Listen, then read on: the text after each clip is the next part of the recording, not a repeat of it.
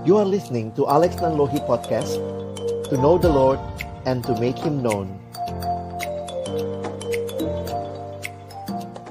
Teman-teman sekalian, kita bersyukur boleh bersama-sama belajar kembali kebenaran firman Tuhan dan wawasan tentang pendalaman Alkitab ya.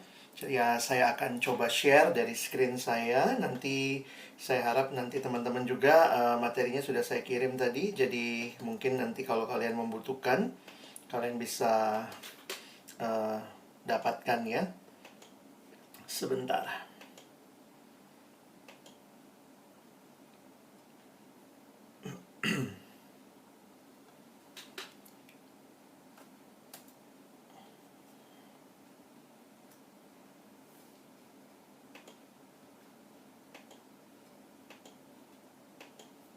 Mari kita berdoa terlebih dahulu sebelum kita membaca merenungkan firman Tuhan. Bapa di dalam surga, kami bersyukur, kami berterima kasih buat kesempatan yang Tuhan berikan kepada kami.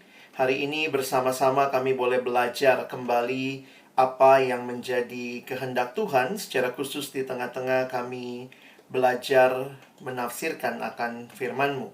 Berkati ketika kami sama-sama akan belajar, baik hamba yang menyampaikan, setiap kami yang mendengar, Tuhan tolonglah kami semua, agar kami bukan hanya jadi pendengar-pendengar firman yang setia, tapi sungguh-sungguh kami boleh jadi pelaku-pelaku firman-Mu di dalam hidup kami, di dalam masa muda kami.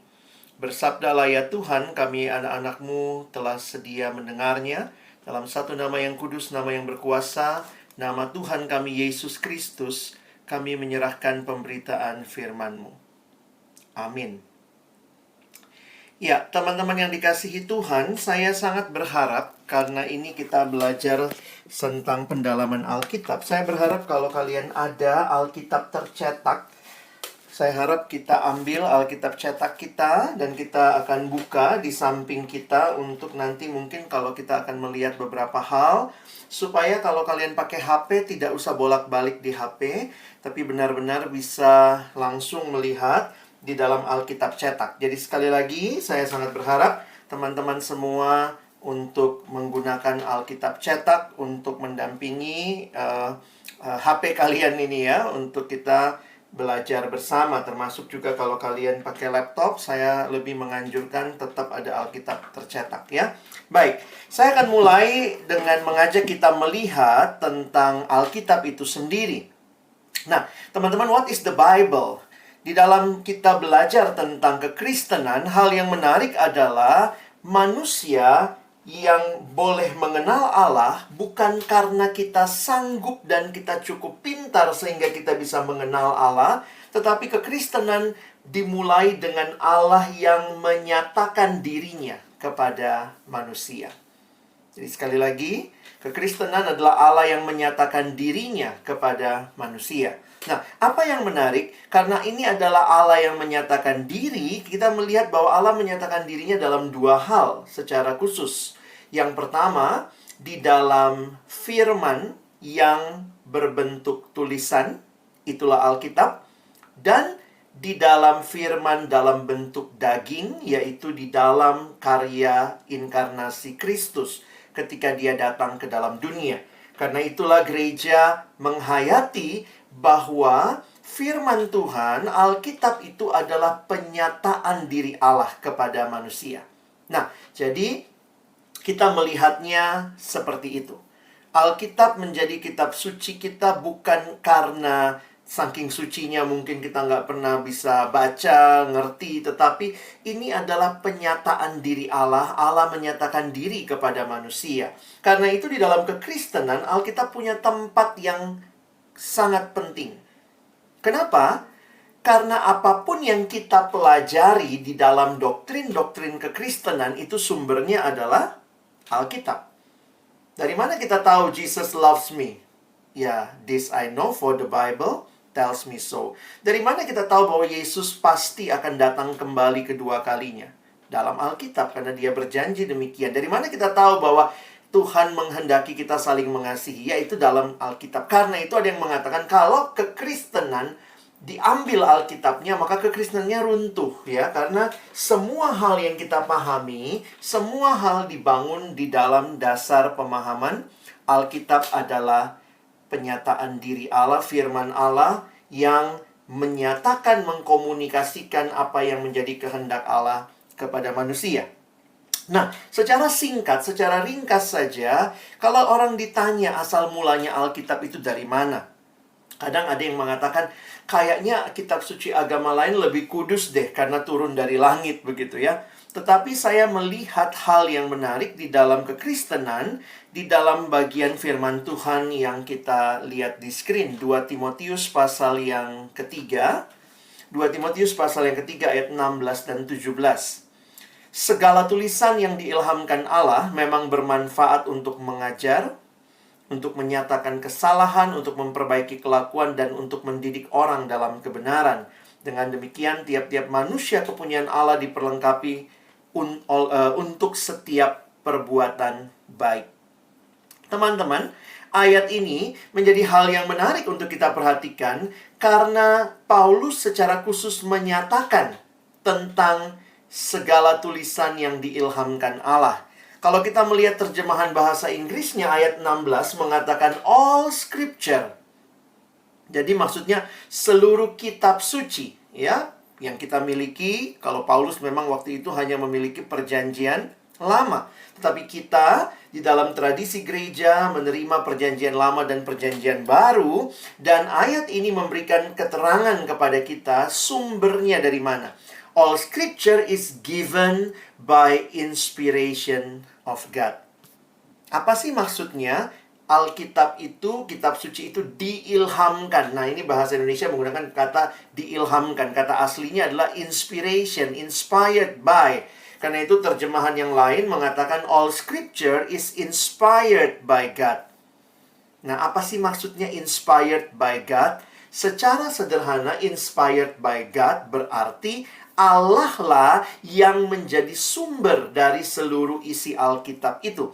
Allah yang menyatakan dirinya kepada manusia dan itu yang ditulis di dalam kitab suci. Jadi kalau kita menerima Perjanjian Lama 39 buku, Perjanjian Baru 27 buku, 27 kitab, maka totalnya adalah 66 kitab. Apa yang menarik kalau kalian perhatikan bahwa 66 kitab ini, kalau kita lihat sebentar ya, saya dalam gambar ini, the Bible contains 66 books, ada 39 Old Testament, 27 New Testament. Yang menarik ini dituliskan oleh lebih dari 40 orang. Penulis Alkitab lebih dari 40 orang, ditulis dalam periode yang panjang, kurang lebih 1600 tahun.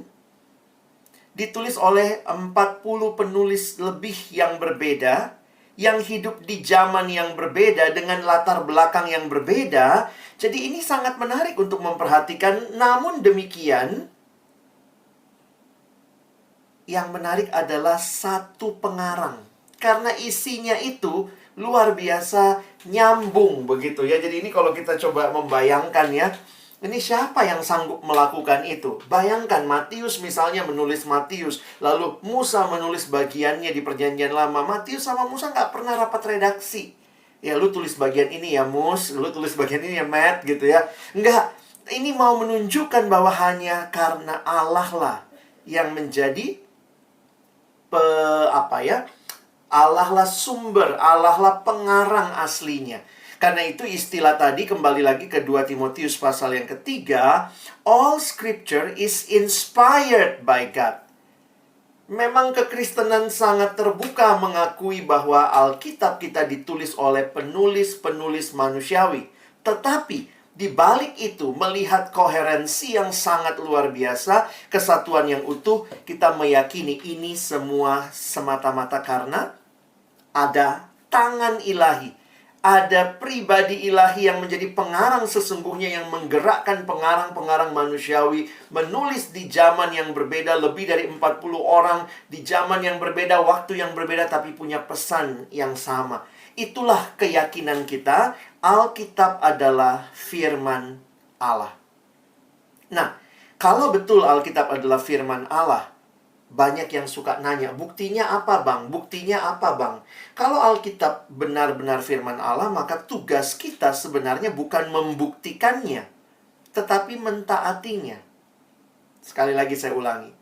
Kalau Alkitab sungguh-sungguh firman Allah, tugas kita, tugas utama kita sebagai orang-orang percaya, bukan membuktikannya, tetapi mentaatinya. Kalau kita bisa membuktikannya, maka pertanyaannya, mana yang lebih tinggi? Yang membuktikan atau yang dibuktikan? Jadi sebenarnya dengan mengatakan Alkitab, buktikan dulu nih firman Tuhan, baru saya percaya, itu sendiri membuat kita menyadari bahwa kita sebenarnya tidak tunduk dan takluk di bawah otoritas Alkitab sendiri. Seorang pembicara menulis dalam makalah bibliologinya, dia mengatakan, bagaimana membuktikan seekor singa itu asli atau tidak? Bagaimana caranya membuktikan ini singa asli atau tidak? Maka dia menuliskan, paling gampang, buka kandangnya, masuklah ke kandangnya, kamu masuk ke dalamnya, maka kamu akan tahu ini singa asli atau bukan. Nah, kira-kira begitu teman-teman ya. Kalau kamu diterkam ya, oh iya, ini asli. Sehingga saya mengatakan bahwa tugas kita, kalau ada yang mempertanyakan, Alkitabnya nggak asli nih, kayaknya banyak terjemahan kok beda-beda. Saya ingin katakan, maka kalau engkau mau membuktikannya, bacalah Alkitab. Berikan kesempatan dirimu terekspos dengan Alkitab dan kamu akan tahu ini sungguh-sungguh firman Allah atau tidak.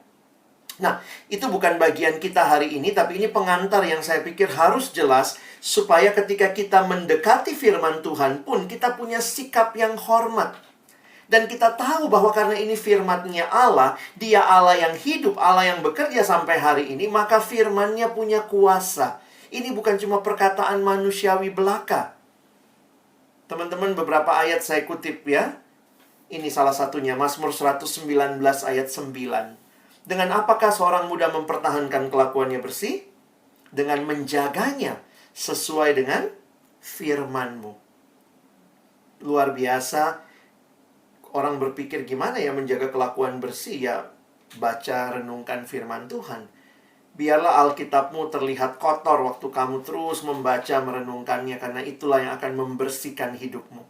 Dan hati-hati, ketika Alkitabmu tampak bersih karena nggak pernah kau buka, maka mungkin itu membuat dirimu dan hidupmu begitu kotor karena menikmati dosa. D.L. Moody mengatakan kutipan ini, "The Bible will keep you from sin, or sin will keep you from the Bible." Jadi teman-teman, karena kita mengetahui bahwa Alkitab ini adalah firman Allah, penyataan Allah, Allah mau menyatakan kehendaknya, memelihara kita. Ada 4 kegunaan tadi, bermanfaat untuk mengajar, menyatakan kesalahan, memperbaiki kelakuan, serta mendidik orang dalam kebenaran. Maka kita mesti memahami bahwa Alkitab diberikan kepada kita bagi transformasi hidup kita. The Bible was not given for our information, but for our transformation. Teman-teman, Alkitab tidak diberikan supaya kita bisa jawab kuis Alkitab. Mungkin kamu cerdas cermat Alkitab juara 1.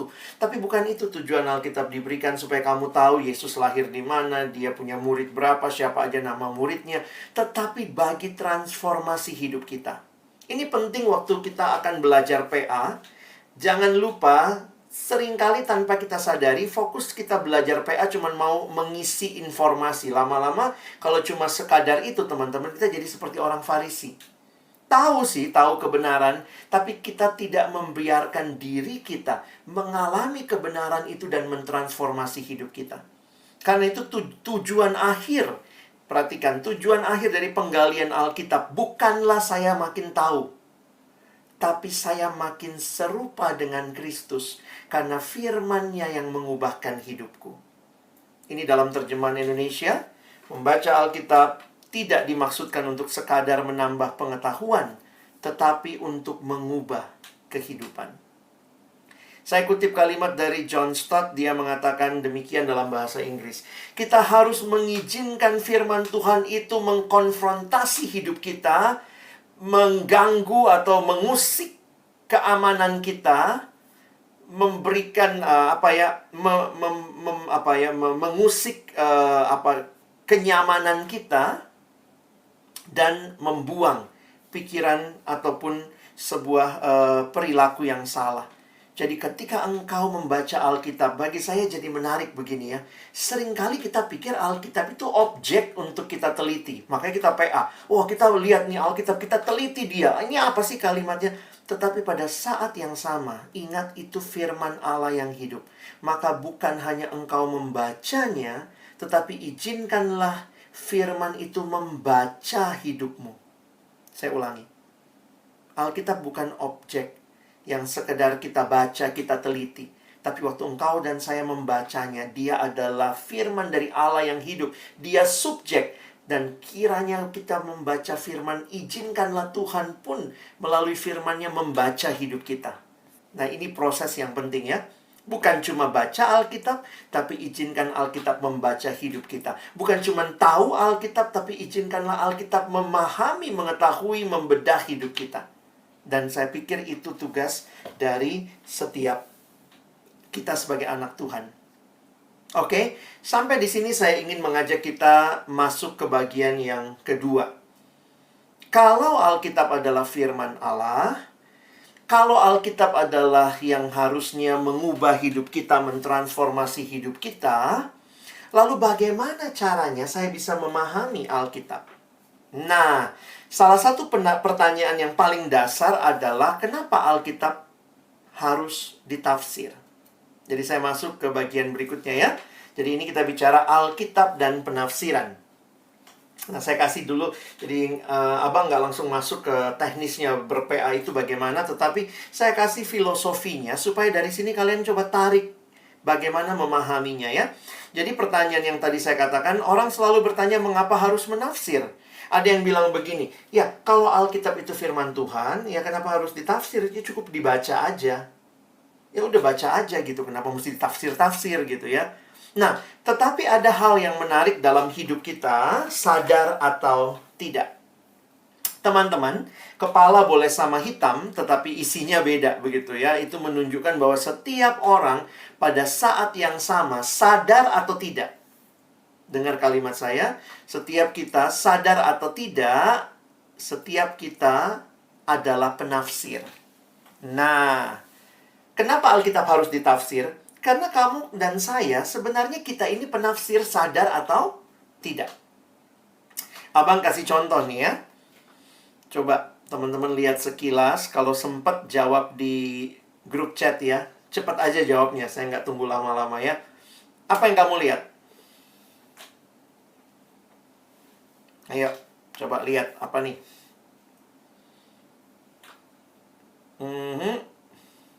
Muka, bang, kacamata. Wajah laki-laki. Wajah. Semua cuman wajah? Ada yang lihat yang lain? Nah, Jessica lihat layar. Yolanda lihatnya coretan ya. Itu ada tulisannya ya, kelihatan nggak? Layar ya. Nah, kita lihat satu gambar yang sama, bisa beda-beda. Iya ya, ada layar ya. Dan ini memang gambar dua dimensi, gambar dua pemahaman gitu ya. Nah, coba nih, lihat. Secara kasat mata, kalau lihat sekilas gitu ya. Yang mana yang paling tinggi dari 3 prajurit ini? Sama, ya benar sama sih ya. Kan ini gambar perspektif ya. Mungkin kamu akan bilang, oh yang paling kanan, yang paling tinggi bang, gitu ya. Semua sama tingginya, kan ini gambar perspektif. Jadi, ini hanya untuk menolong kita melihat ya. Nah, coba lihat gambar berikutnya. Ini ngelihatnya dari atas atau ngelihatnya dari bawah?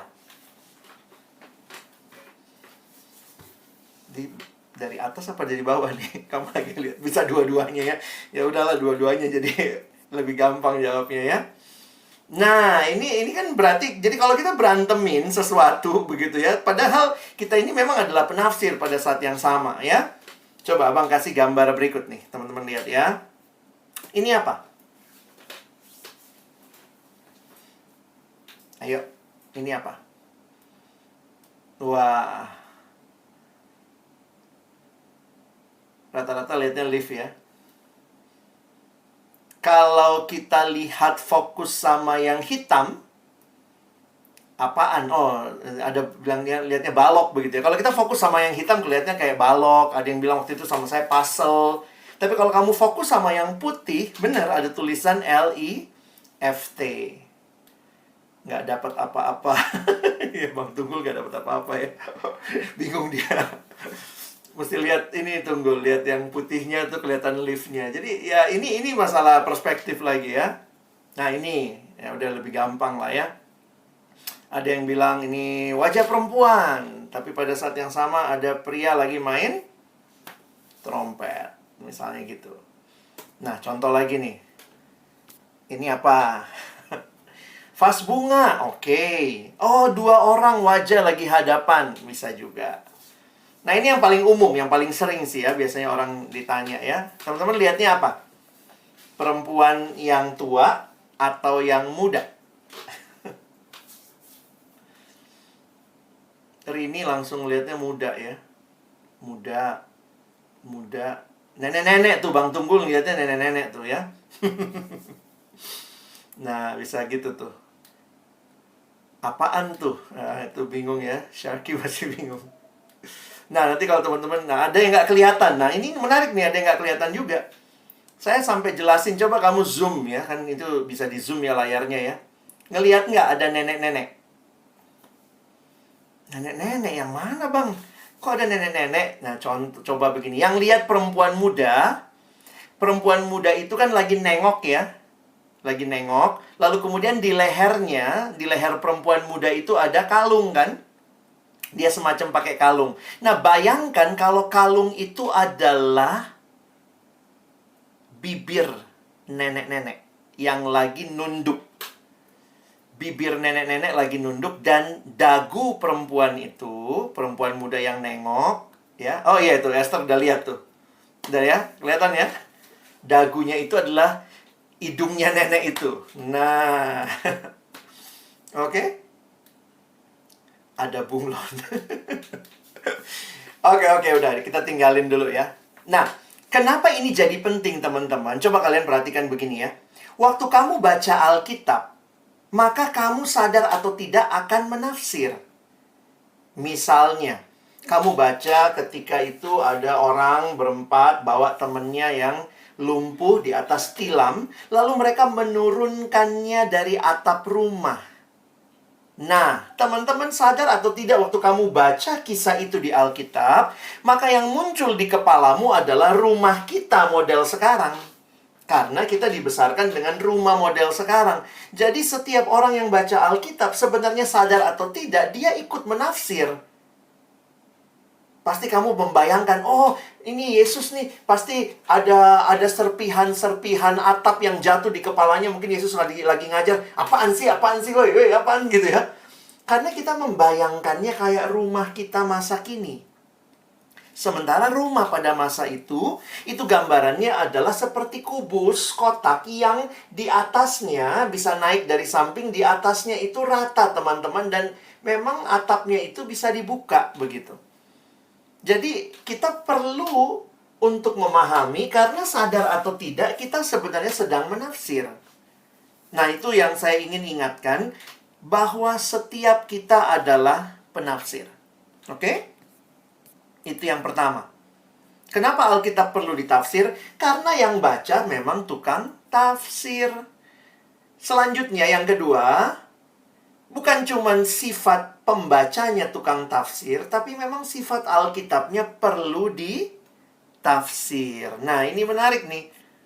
Karena Alkitab ini kita menyadari adalah firman Allah, berarti dia punya sifat ilahi. Ilahi berarti sifatnya kekal. Tapi pada saat yang sama, jangan lupa, Alkitab diberikan di dalam konteks dan budaya yang manusiawi, berarti ada konteks sejarah. Jadi kita bukannya melihat ini ilahi atau manusiawi, tetapi kita melihatnya adalah dan. Alkitab pada saat yang sama bersifat ilahi dan juga bersifat manusiawi. Nah, teman-teman, ini yang membuat kita harus menafsir. Kenapa? Untuk menemukan yang mana yang menjadi pesannya. Karena begini, teman-teman ya. Mau tidak mau kalau kamu belajar Alkitab, mesti pelajari sejarah Israel. Karena banyak cerita misalnya di Alkitab tentang sejarah Israel. Loh, Lalu kita pikir, loh ini katanya firman Tuhan, tapi kenapa saya harus pelajari sejarah Israel? Karena memang Allah memberikan firman-Nya di dalam konteks sejarah. Karena sifat Alkitab yang manusiawi. Jadi kalau kita menggabungkan kedua hal ini, sifat Alkitabnya memang harus ditafsir, sifat pembacanya memang tukang tafsir, makanya kita butuh untuk menafsir Alkitab. Nah, paham dulu sampai sini ya. Jadi kalau orang bilang, berani-berani banget nih anak-anak PMK nih, sekolah teologi yang enggak, kok berani-beraninya nafsir Alkitab? Kan nanti salah tafsir gimana? Nanti sesat anak orang begitu kali ya. Tapi poin saya adalah, sebenarnya tanpa mesti ke sekolah teologi ya, semua orang yang baca Alkitab pasti nafsir. Karena itu bagi saya begini, kebutuhan dasar jemaat, kalau kamu takut salah tafsir, maka solusinya bukan tidak menafsir.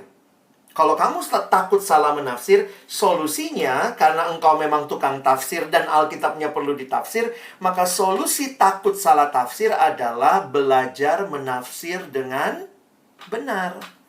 Saya pikir itu lebih baik solusinya. Jadi marilah belajar menafsir dengan benar. Nah, gimana menafsir dengan benar? Nah, ini nih, langkah-langkahnya seperti apa?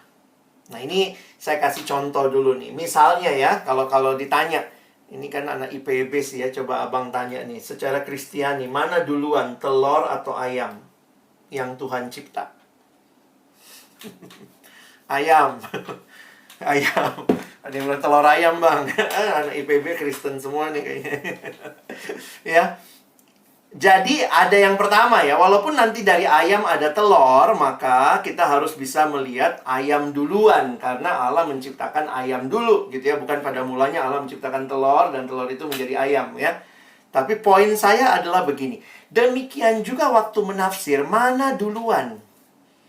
Yang duluan adalah kita tarik maknanya buat kita sekarang, atau kita cari dulu maknanya waktu yang lampau. Nah itu kira-kira gitu ya. Tentu yang kita cari adalah makna pertamanya dulu. Waktu yang lampau dulu, baru kita bawa ke waktu sekarang. Jangan terbalik. Jangan dari waktu sekarang lalu kita cari ke Alkitab. Itu namanya, maaf yang orang suka ngomong, dia memperkosa Alkitab. Alkitab nggak pernah ngomong begitu. Tapi dia membuatnya menjadi ngomong begitu hanya karena dia membawa dari sekarang, dibawa masuk ke Alkitab. Karena itu yang harusnya terjadi adalah dari Alkitab ditarik keluar ke zaman kita. Jadi pelajari dulu pemahamannya pada masa itu, lalu kita bawa ke masa kita. Nah, langkah ini secara sederhana kita kenal dengan yang namanya PA induktif. Kenapa induktif? Karena induktif itu tidak dimulai dari masa kini, tapi dimulai dari masa dulu. Apa sih yang disampaikan di dalam bagian itu? Jadi lihat dulu, prinsip dasarnya adalah selalu mulai dari apa yang dinyatakan Alkitab pada masa itu harus dipahami lebih dulu. Nah, abang kasih langkah induktif kan biasanya kita udah pelajari ya. Ada 3 hal, gampang lah ingatnya. Oh iya, gitu ya. Dimulai dengan langkah pertama. Langkah pertama adalah observasi. Observasi itu dimulai dengan what the Bible says. Apa yang Alkitab sampaikan. Jadi makanya di sini kita perlu baca, kita perlu gali, kita lihat apa sih yang disampaikan di dalam ayat itu. Nah, sesudah itu baru kita bawa ke dalam interpretasi. Jangan salah ngomong ya, bukan interpretasi, bukan. Interpretasi atau penafsiran. What does the Bible mean?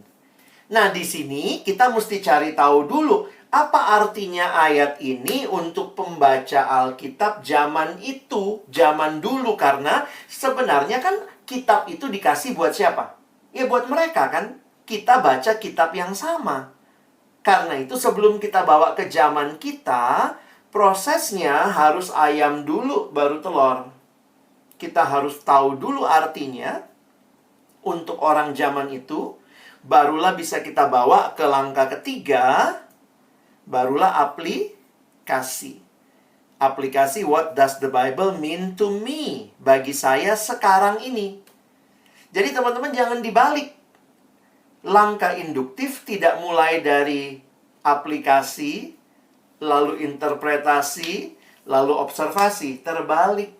Ini bukan telur dulu. Harus ayam dulu. Mulai dari observasi dulu, interpretasi, lalu aplikasi. Bisa dipahami ya? Jadi hati-hati, begitu dapat ayat langsung bilang, oh ini ayat ini nyuruh saya seperti ini.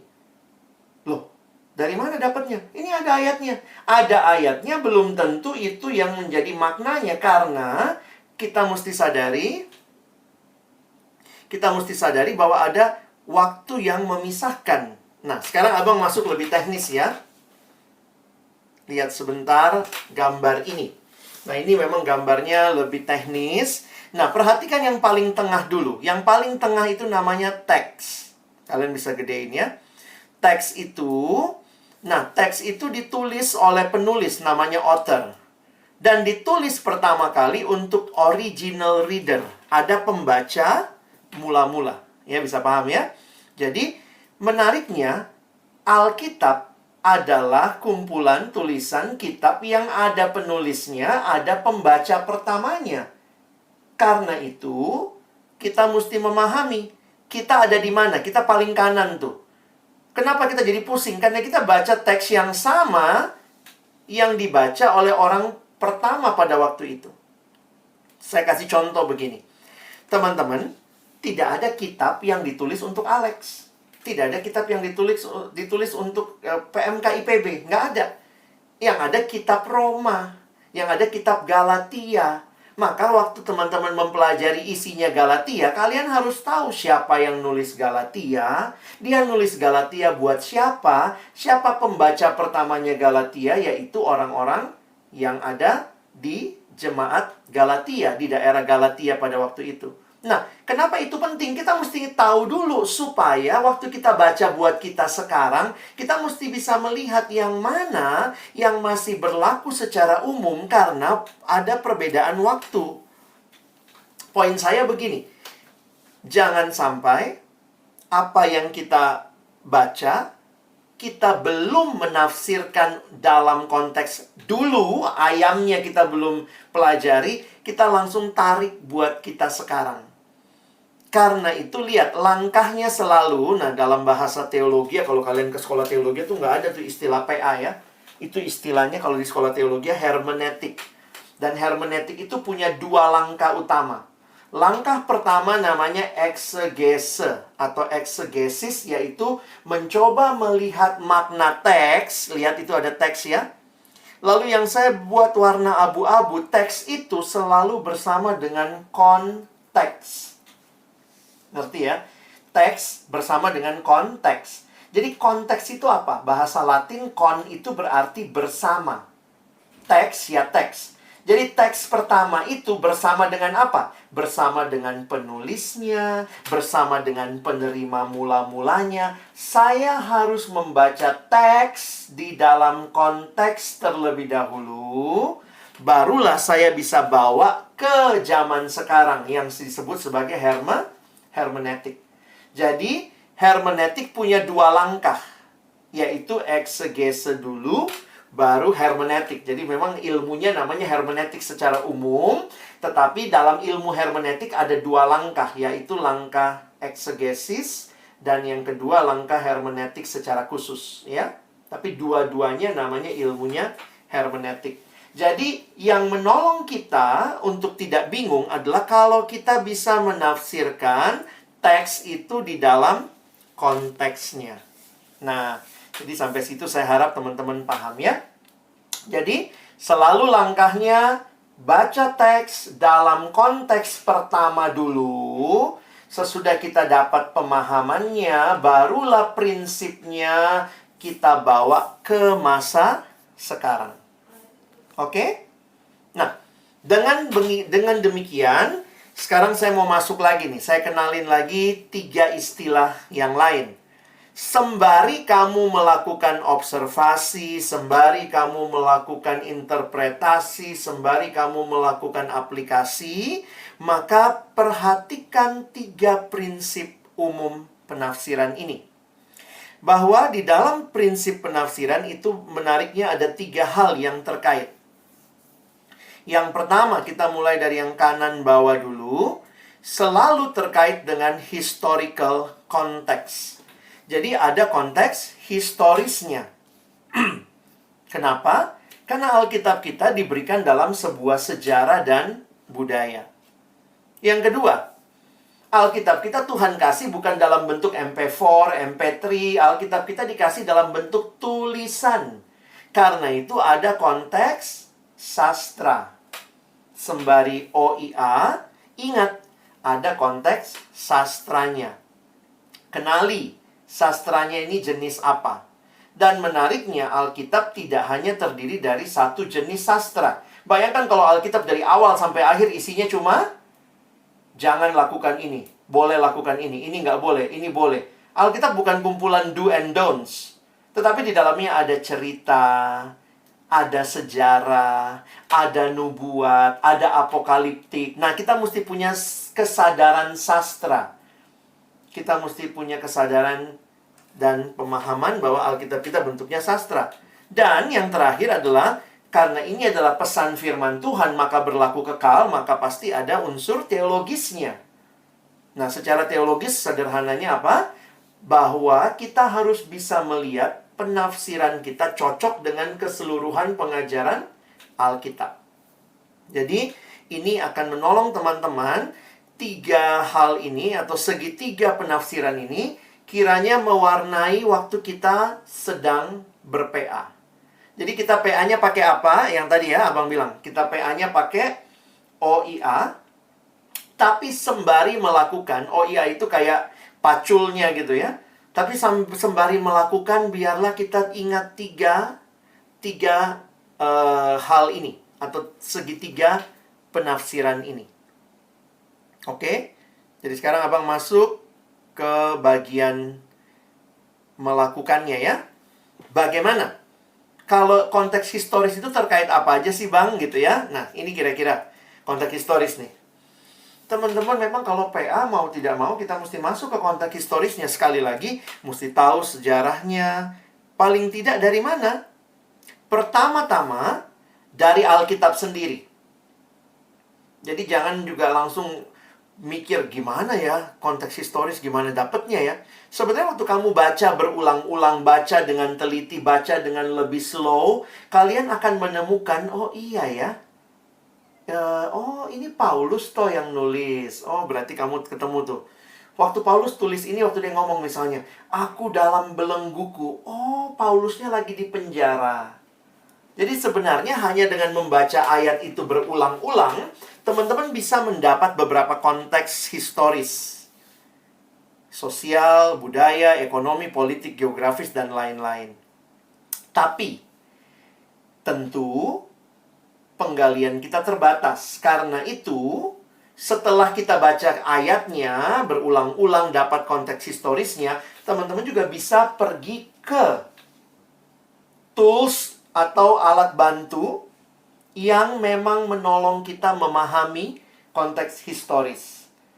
Nah, ini banyak ya sekarang ya. Kalau mahasiswa sih paling gampang gratisan ya ke Sabda ya. Pergi ke sabdaweb.com gitu ya, atau .org kalau saya nggak salah. Maka di Sabda itu kita bisa jadi tahu, oh latar belakang kitab ini gimana. Latar belakang waktu dituliskan seperti ini bagaimana. Nah, cuma saya juga mau ingatkan, teman-teman jangan lupa, kenapa tadi Abang ingatkan, coba pakai Alkitab cetak. Saya melihat Alkitab cetak keluaran LAI paling tidak di belakang ada kamus Alkitab. Nah, itu bisa memberikan kepada kita pemahaman tentang situasi konteks historis pada waktu itu. Lalu, di belakang Alkitab cetak kita, versi LAI ada peta. Jadi kalau kita mau tahu geografis, oh di mana Yerusalem, di mana Roma, di mana Efesus, teman-teman mau tidak mau mesti membaca dan membayangkan peta jadi penting buat kita. Jadi sebenarnya hanya dengan Alkitab cetak versi Indonesia yang punya kamus, yang punya juga peta, itu sudah menolong teman-teman loh untuk ber-PA. Jadi saya pikir jangan langsung mikir susah. Aduh, PA tuh susah banget gimana? Saya mesti punya tafsiran ini, saya mesti punya study Bible ini.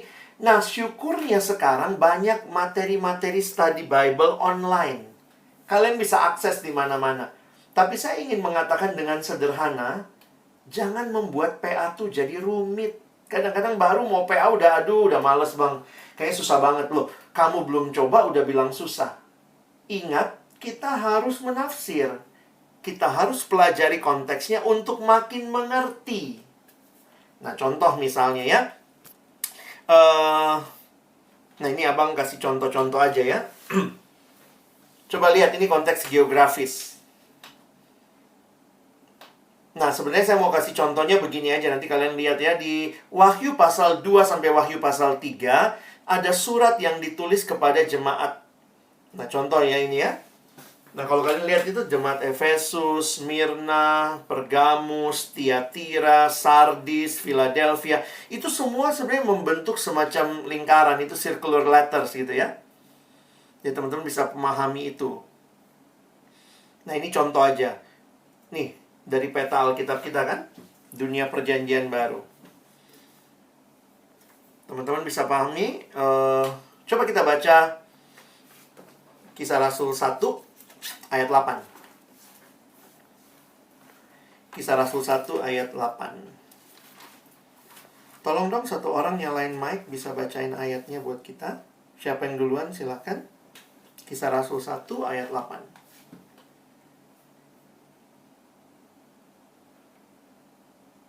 Jangan malu, langsung aja.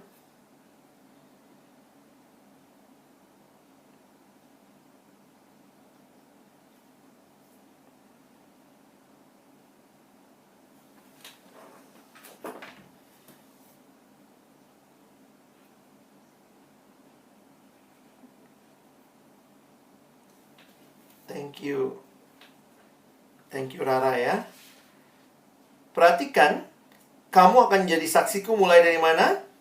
Yerusalem, Yudea, Samaria, sampai ke ujung bumi. Nah, teman-teman lihat. Pada waktu itu Kisah Rasul, coba lihat Kisah Rasul pasal pertama, itu kan Roh Kudus dan segala macam. Coba lihat Kisah Rasul pasal kedua, ayat 5. Itu di mana konteksnya? Kisah Rasul pasal 2 ayat yang kelima, ketika itu di Yerusalem. Jadi, menarik sekali, Kisah Rasul pasal 1 ayat 8, Kisah Rasul itu ditulis secara perluasan geografis. Kamu mulai, Roh Kudus turun, makanya lihat, di mana Roh Kudus turun? Di Kisah Rasul 2 tuh. Roh Kudus turun dan kamu akan jadi saksiku. Mulai dari mana? Dari Yerusalem.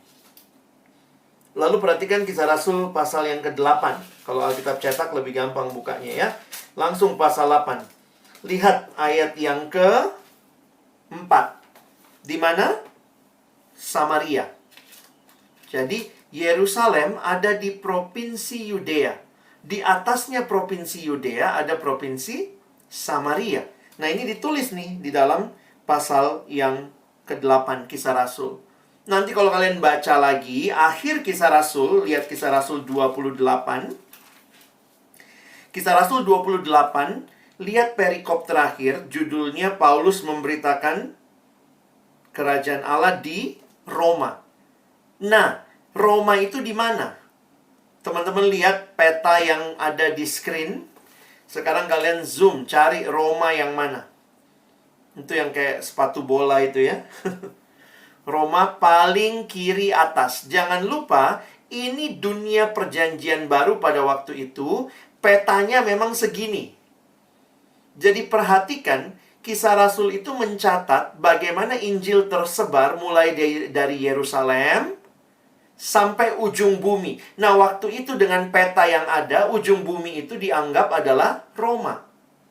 Jadi makanya, kalau kalian perhatikan, kitab Kisah Rasul mencatat perjalanan Injil mulai dari Yerusalem, Yudea, Samaria, sampai ke ujung bumi yang dimengerti waktu itu, yaitu Roma.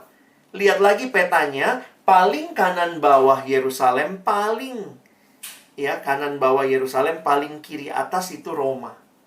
Bayangkan itu, 30 tahun. Mulai Kisah Rasul 2, 30 tahun Injil tersebar sampai akhirnya tiba di Roma melalui Paulus yang dipenjara. Nah, ini jadi teman-teman bisa paham ya. Kenapa kita butuh peta? Ya biar bisa tahu di mana Yerusalem, ya Yudea. Kita butuh konteks seperti itu. Dari mana dapatnya? Sekali lagi, konteks historis dapat pertama dari baca Alkitabnya. Sesudah itu ya pakai alat bantu. Nah, peta, kamus, kalau nanti punya ensiklopedi, punya study Bible, itu semua alat bantu. Tapi jangan pernah berpikir, kadang-kadang orang mikir gini, wah nggak bisa saya ngerti tuh dari situ. Dari Alkitabnya harus pakai alat bantu. Sebelum ke alat bantu, Alkitab bisa memberikan beberapa konteks bagi kita. Oke, bisa dipahami ya? Nah, selanjutnya, saya cepat aja, ini konteks sosial politik. Bisa tahu juga, dari mana? Dari kamus. Coba lihat ya, di kamus Alkitab misalnya, teman-teman bisa tahu tentang pemungut cukai. Siapa sih pemungut cukai? Maka kalian bisa pelajari, mereka adalah petugas-petugas yang diserahi pemungutan pajak oleh pemerintah penjajah Roma. Jadi kalau kita bisa paham pada waktu itu ternyata konteksnya seperti itu ya. Ada penjajah Roma, lalu kemudian ada orang Yahudi. Nah, untuk berhubungan dengan orang Yahudi, dia pakai para pemungut cukai itu, ya. Sorry sebentar, sharing saya screen-nya mati nih.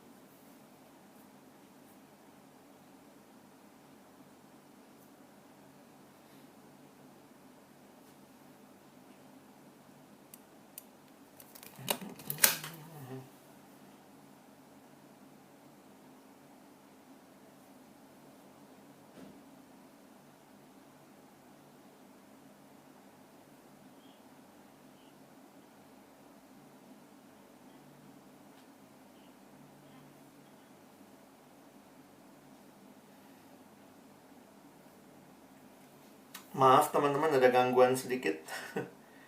Sekarang udah bisa dengar suara saya? Apakah terdengar? Oke, thank you. Baik, jadi itu untuk konteks sastra ya, sastra lagi. Konteks historis. Saya present lagi ya, sebentar.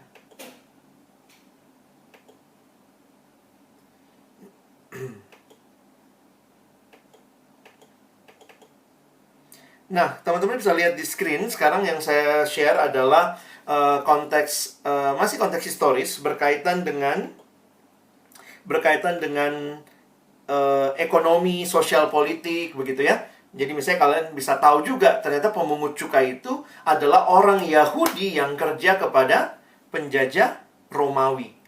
Jadi itu menolong kita juga memahami kenapa mereka sangat dibenci. Ya gitu, karena mereka kerjanya kepada kaum penjajah ya. Jadi itu yang teman-teman bisa pahami. Ada beberapa hal yang saya pikir Alkitab itu syarat budaya ya. Dan budayanya memang budaya Yahudi, budaya Israel, budaya Palestina abad pertama. Jadi misalnya nih, konteks budaya, wanita memakai kerudung, wanita jangan berkepang-kepang. Itu konteks budaya waktu itu. Karena itu, memang perhatikan beberapa kali kalau kita menggali dengan benar, akhirnya kita jadi sadar, yang diambil jangan budayanya, tetapi yang harus diambil adalah prinsipnya di balik ayat itu. Contohnya nih, ada ayat nih, 1 Korintus 11 ayat 5 sampai 6. Nah, gimana kalau kita baca ayat ini? Tetapi tiap-tiap perempuan yang berdoa atau bernubuat dengan kepala yang tidak bertudung menghina kepalanya. Sebab ia sama dengan perempuan yang dicukur rambutnya. Sebab jika perempuan tidak mau menudungi kepalanya, maka haruslah ia juga menggunting rambutnya. Lah, gimana ini? Tetapi jika bagi perempuan adalah penghinaan bahwa rambutnya digunting atau dicukur, maka haruslah ia menudungi kepalanya. Ini yang Kristen-Kristen, yang perempuan-perempuan nih menghina nih. Berarti kalau nggak ikutin ayat ini, ada ayatnya loh. Tapi realitanya ada konteks budaya pada waktu itu. Yang mana rambut itu menjadi daya tarik seksual di zaman itu. Karena itu, masa itu ditutup. Begitu ya, dengan konteks budaya orang Palestina, orang-orang Timur Tengah. Nah, ini yang kalau kita sekarang mengambil ayat ini, teman-teman perlu mengambilnya, yang diambil bukan budayanya, tapi prinsipnya. Prinsipnya apa? Berpakaian sopan waktu ibadah. Kira-kira begitu. Nah, waktu itu ibadah yang sopan adalah perempuan menudungi rambutnya, kepalanya, karena rambut adalah daya tarik seksual di zaman Paulus. Makanya wanita jangan berkepang-kepang dan seterusnya. Nah, kalau kita lihat sekarang, ya karena masa Paulus itu wanita yang mengurai rambut di depan umum itu cuma pelacur.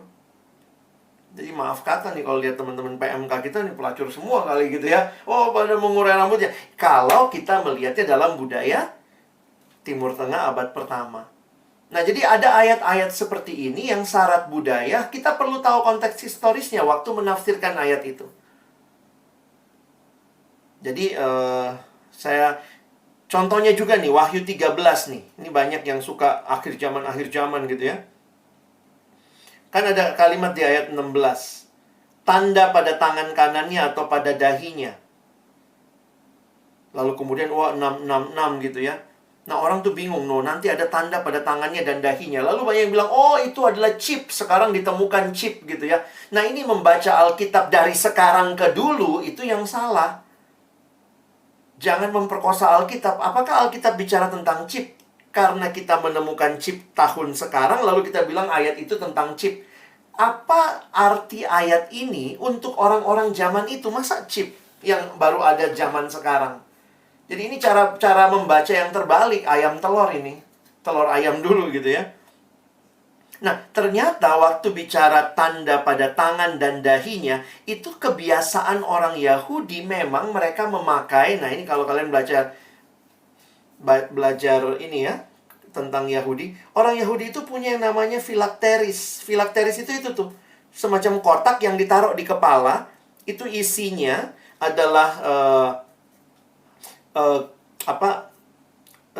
gulungan kecil dari ayat Alkitab yang mereka punyai tentang kasihilah Tuhan Allahmu. Dan kalau mereka doa, ya kalau ada yang doanya misalnya pakai, kayak saudara sepupu kita doanya mesti pakai peci atau pakai apa, pakai sarung kalau sholat atau apa. Nah, orang Yahudi itu kalau doa pakai tanda di dahi dan di tangan. Ini kebiasaan mereka.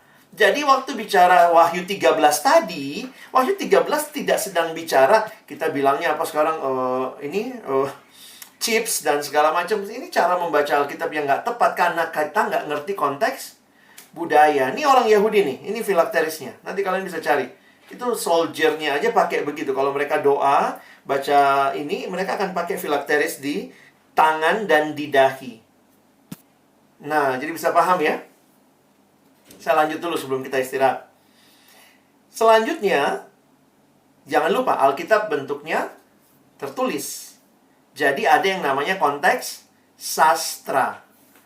Apa yang perlu kita pahami waktu bicara konteks sastra? Teman-teman mesti memahami bahwa Alkitab diberikan dalam bahasa asli, bahasa perjanjian lama yaitu Ibrani dan sebagian ada sedikit bahasa Aram. Perjanjian baru berbahasa Yunani. Dan karena itu, kita pun harus memahami yang kita miliki dalam bahasa kita itu namanya terjemahan. Orang bilang, wih, udah nggak asli Alkitabnya diterjemahin. Saya malah berpikir Alkitab kita bisa diuji kok. Karena bicara terjemahan yang banyak itu itu bukan berubah artinya, tetapi memberikan akses lebih banyak kepada orang-orang dalam berbagai bahasa. Karena itu waktu kita menafsir, perhatikan nih konteks sastra ya. Kenali teks sebelum menafsir. Ada berbagai jenis terjemahan Alkitab.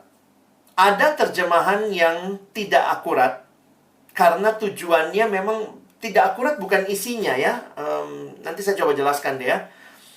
Dan mesti diingat juga, ayat-ayat yang kita miliki, pembagian ayat, pembagian pasal itu semua baru ada abad 16. Ya, baru ada abad 16. Nah, yang masalah nomor 2 itu terjemahan Alkitab yang ada tidak selalu akurat. Bukan berarti salah. Ini masalah keakurasian, nanti saya kasih penjelasan. Nah, sekarang perhatikan dulu variasi terjemahan Alkitab. Jadi kalau kalian menafsir Alkitab, kalian perlu memahami nih ya, variasi terjemahan Alkitab. Di sisi yang satu, ada yang disebut dengan terjemahan literal atau literal translation. Literal translation ini fokus utamanya adalah berusaha menerjemahkan persis aslinya secara struktur. Nah, ini juga jadi menarik karena literal translation ini, sebentar ya, slide saya malah nggak nyala. Literal translation ini memberikan kepada kita, sebentar.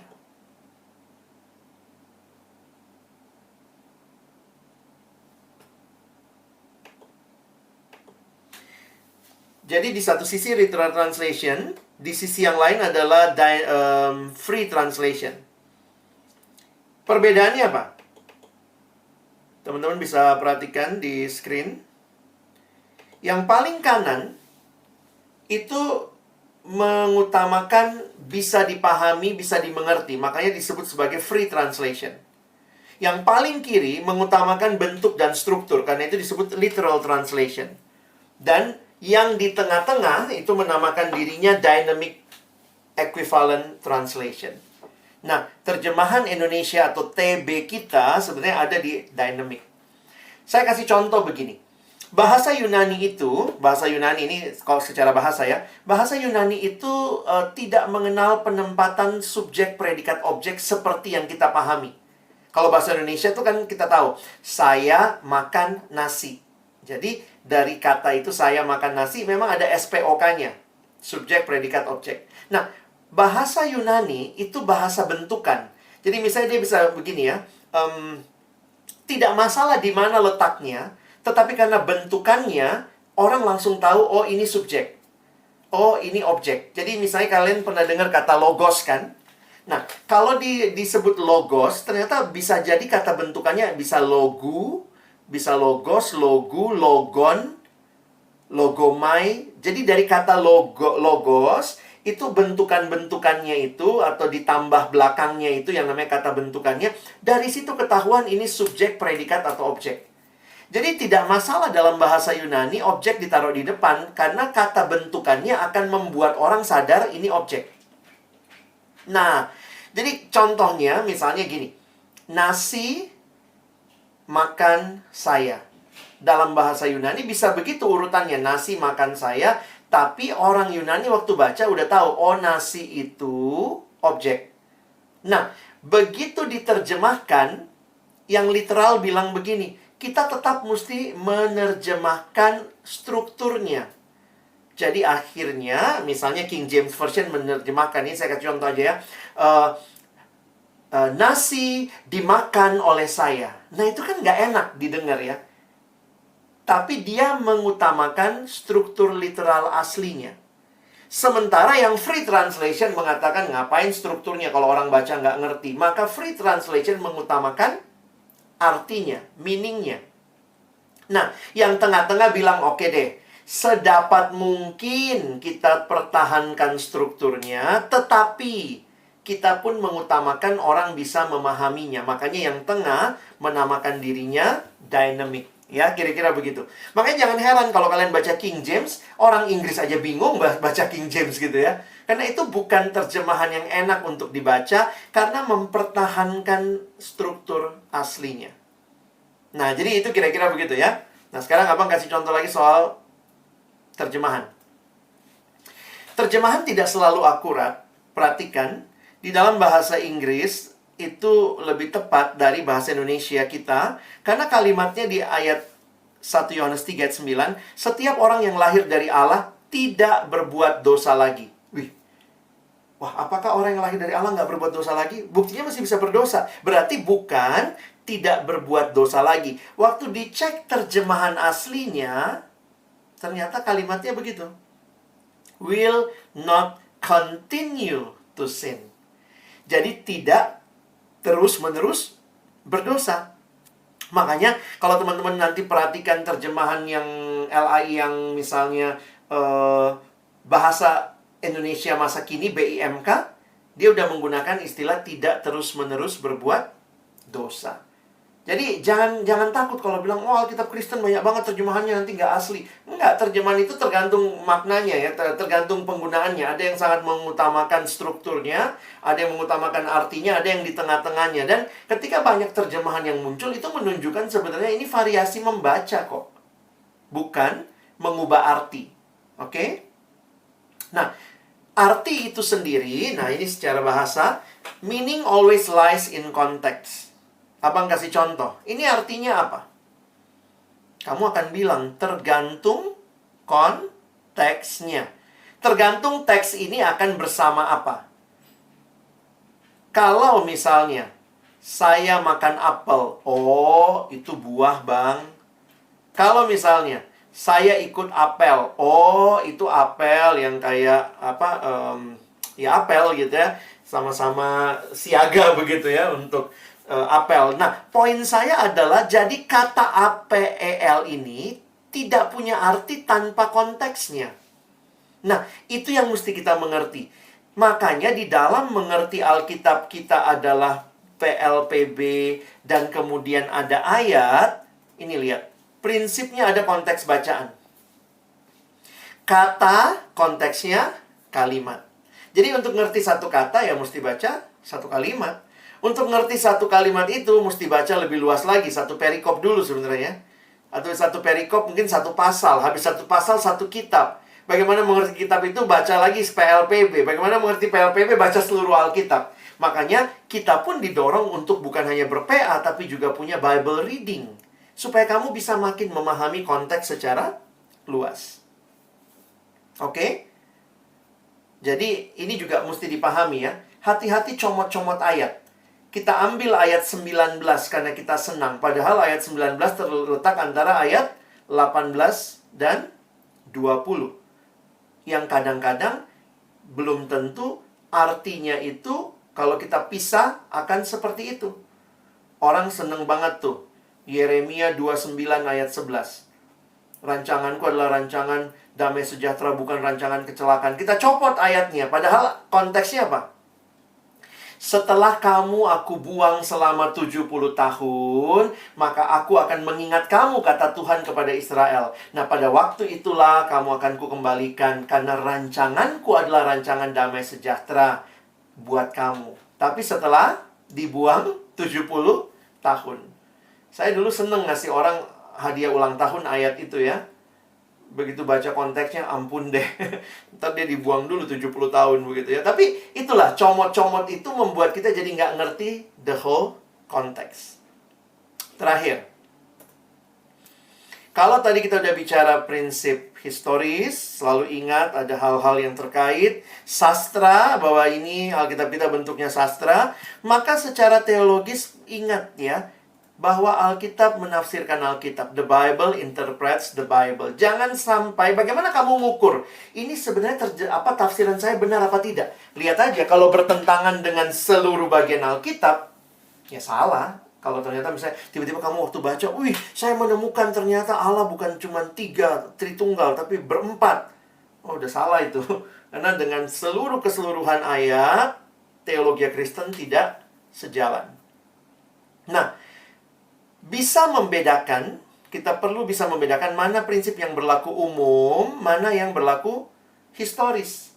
Jadi ingat, mana yang adalah, ini kalau bicara gini ya, ada permen-permen sekarang, dari zaman abang kecil udah ada permen itu.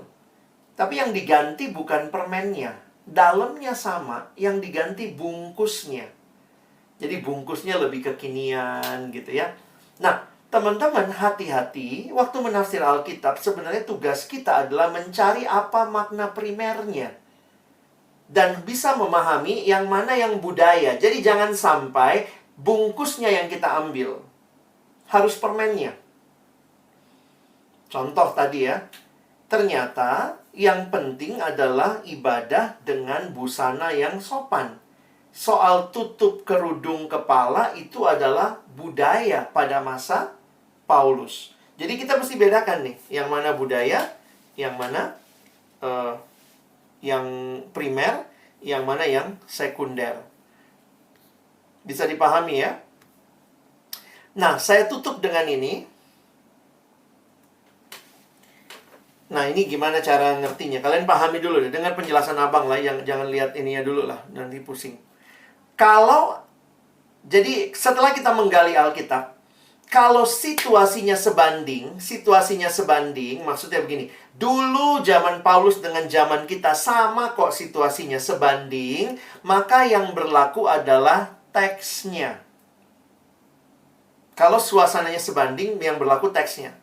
Tapi kalau suasananya tidak sama, tidak sebanding, zaman Paulus budayanya rambut adalah daya tarik seksual. Buat kita sekarang daya tarik seksual itu, maaf kalau untuk perempuan adalah dada, paha. Makanya kan sekarang cara orang mengumbar adalah dengan memperlihatkan bagian-bagian tertentu. Itu budayanya berubah tuh. Konteksnya tidak sama.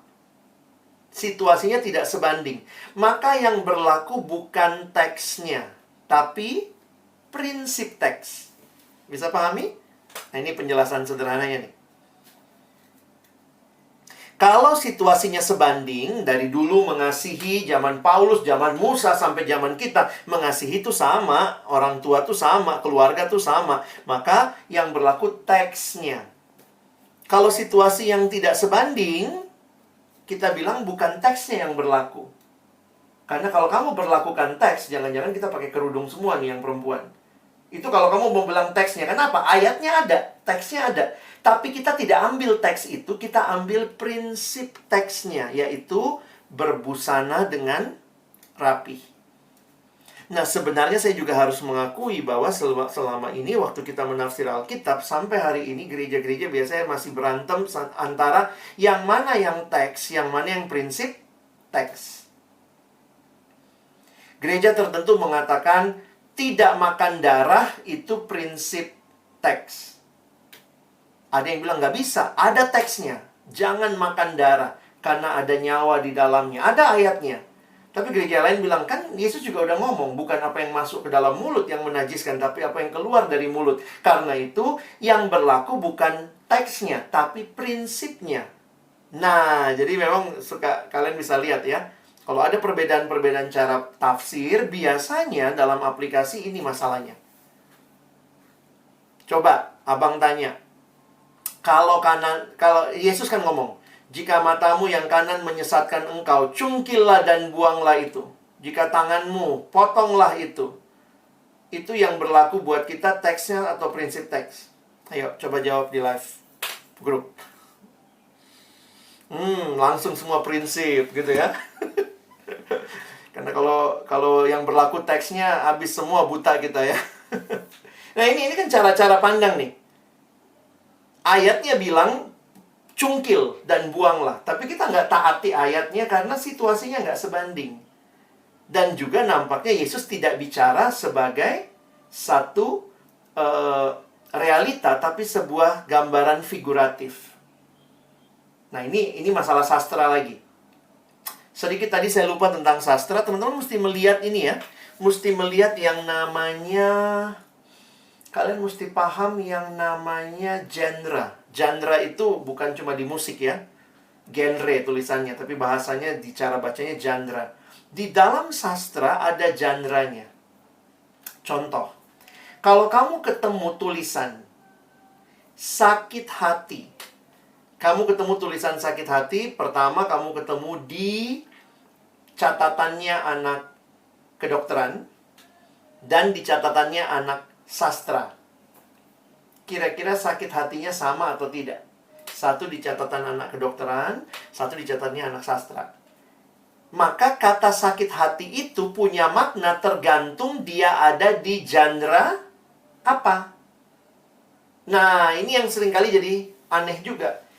Orang bilang begini, kan ada kalimat di Alkitab, sebab di matamu 1000 hari sama dengan 1 hari. Kalau kemudian orang mulai matematika Alkitab, berarti 1000 tahun, 2000 tahun, oh ini hari pertama, hari kedua. Dia lupa, ternyata ayat itu munculnya di kitab puisi, kitab Mazmur. Gambaran di matamu 1 hari sama dengan 1000 hari. Itu tidak muncul dalam kitab sejarah. Sehingga bisa kita hitung-hitung seperti matematika. Itu munculnya di kitab puisi. Yang mau menunjukkan bahwa antara Allah dan manusia ada perbandingan yang sangat berbeda sampai 1 hari seperti 1000 hari. Jadi hati-hati ya, Alkitab ini kayaknya gampang, bisa dibaca sana-sini gampang. Tapi ketika kamu tidak taati prinsip-prinsip ini, kamu jadi bisa sembarangan. Karena itu, sebagai slide terakhir di sesi ini, perlengkapan PA induktif itu bagaimana? Maka sebenarnya perlengkapan PA yang baik, di dalamnya ada hal-hal yang bisa menolong menggali konteks historis. Di dalamnya juga bisa menggali konteks sastra dan konteks teologis. Nah, sebenarnya yang paling memadai untuk 3 konteks itu adalah study Bible. Karena study Bible itu ada petanya, ada latar belakangnya, lalu kemudian ada teksnya juga, misalnya dia kasih outline-nya, jadi bagian ini sebenarnya dibagi berapa bagian, dan juga dia memberikan catatan-catatan kaki yang menolong kita memahami secara teologis. Nah, tapi jangan lupa, kalaupun nggak punya study Bible, sebenarnya Alkitab kita cukup. Apalagi kalau kalian mau lihat terjemahan yang lain, banyak sekarang ya. Bisa ke YouVersion Bible. Di YouVersion Bible kalian bisa dapat tuh banyak terjemahan yang bisa kita bandingkan untuk menemukan dan melihat sebenarnya apa makna arti di dalam ayat itu. Nah, ini yang tadi abang bilang ya, anak sekarang kalian banyak yang pakai sabda.org. Ini juga cukup lengkap. Hal-hal secara mendasar, secara praktis ada di sini. Jadi saya berharap sampai sini dulu sebelum nanti saya masuk contoh. Ini penjelasan saya tentang bagaimana prinsip dasar menafsirkan Alkitab. Apakah ada pertanyaan sebelum nanti abang masuk 1-2 contoh sesuai waktu yang ada? Silakan, kalau ada pertanyaan bisa nyalakan mic-nya atau mungkin bertanya di grup chat. Ya, silakan. Saya kasih waktu. Ini sambil kita jeda ya. Kalau ada yang mesti toilet break, mesti ke kamar kecil sebentar, saya tunggu kira-kira 5 menit ke depan. Kita akan lanjut ke contoh. Silakan kalau ada pertanyaan.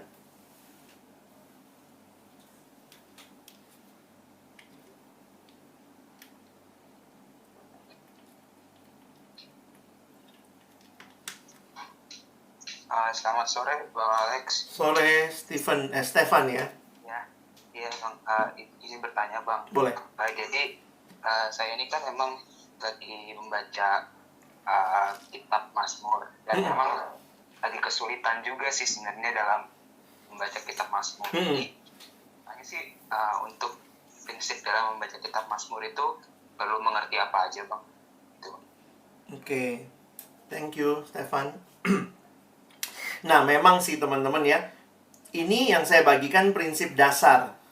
Tapi yang Stefan tanyakan jadi menarik.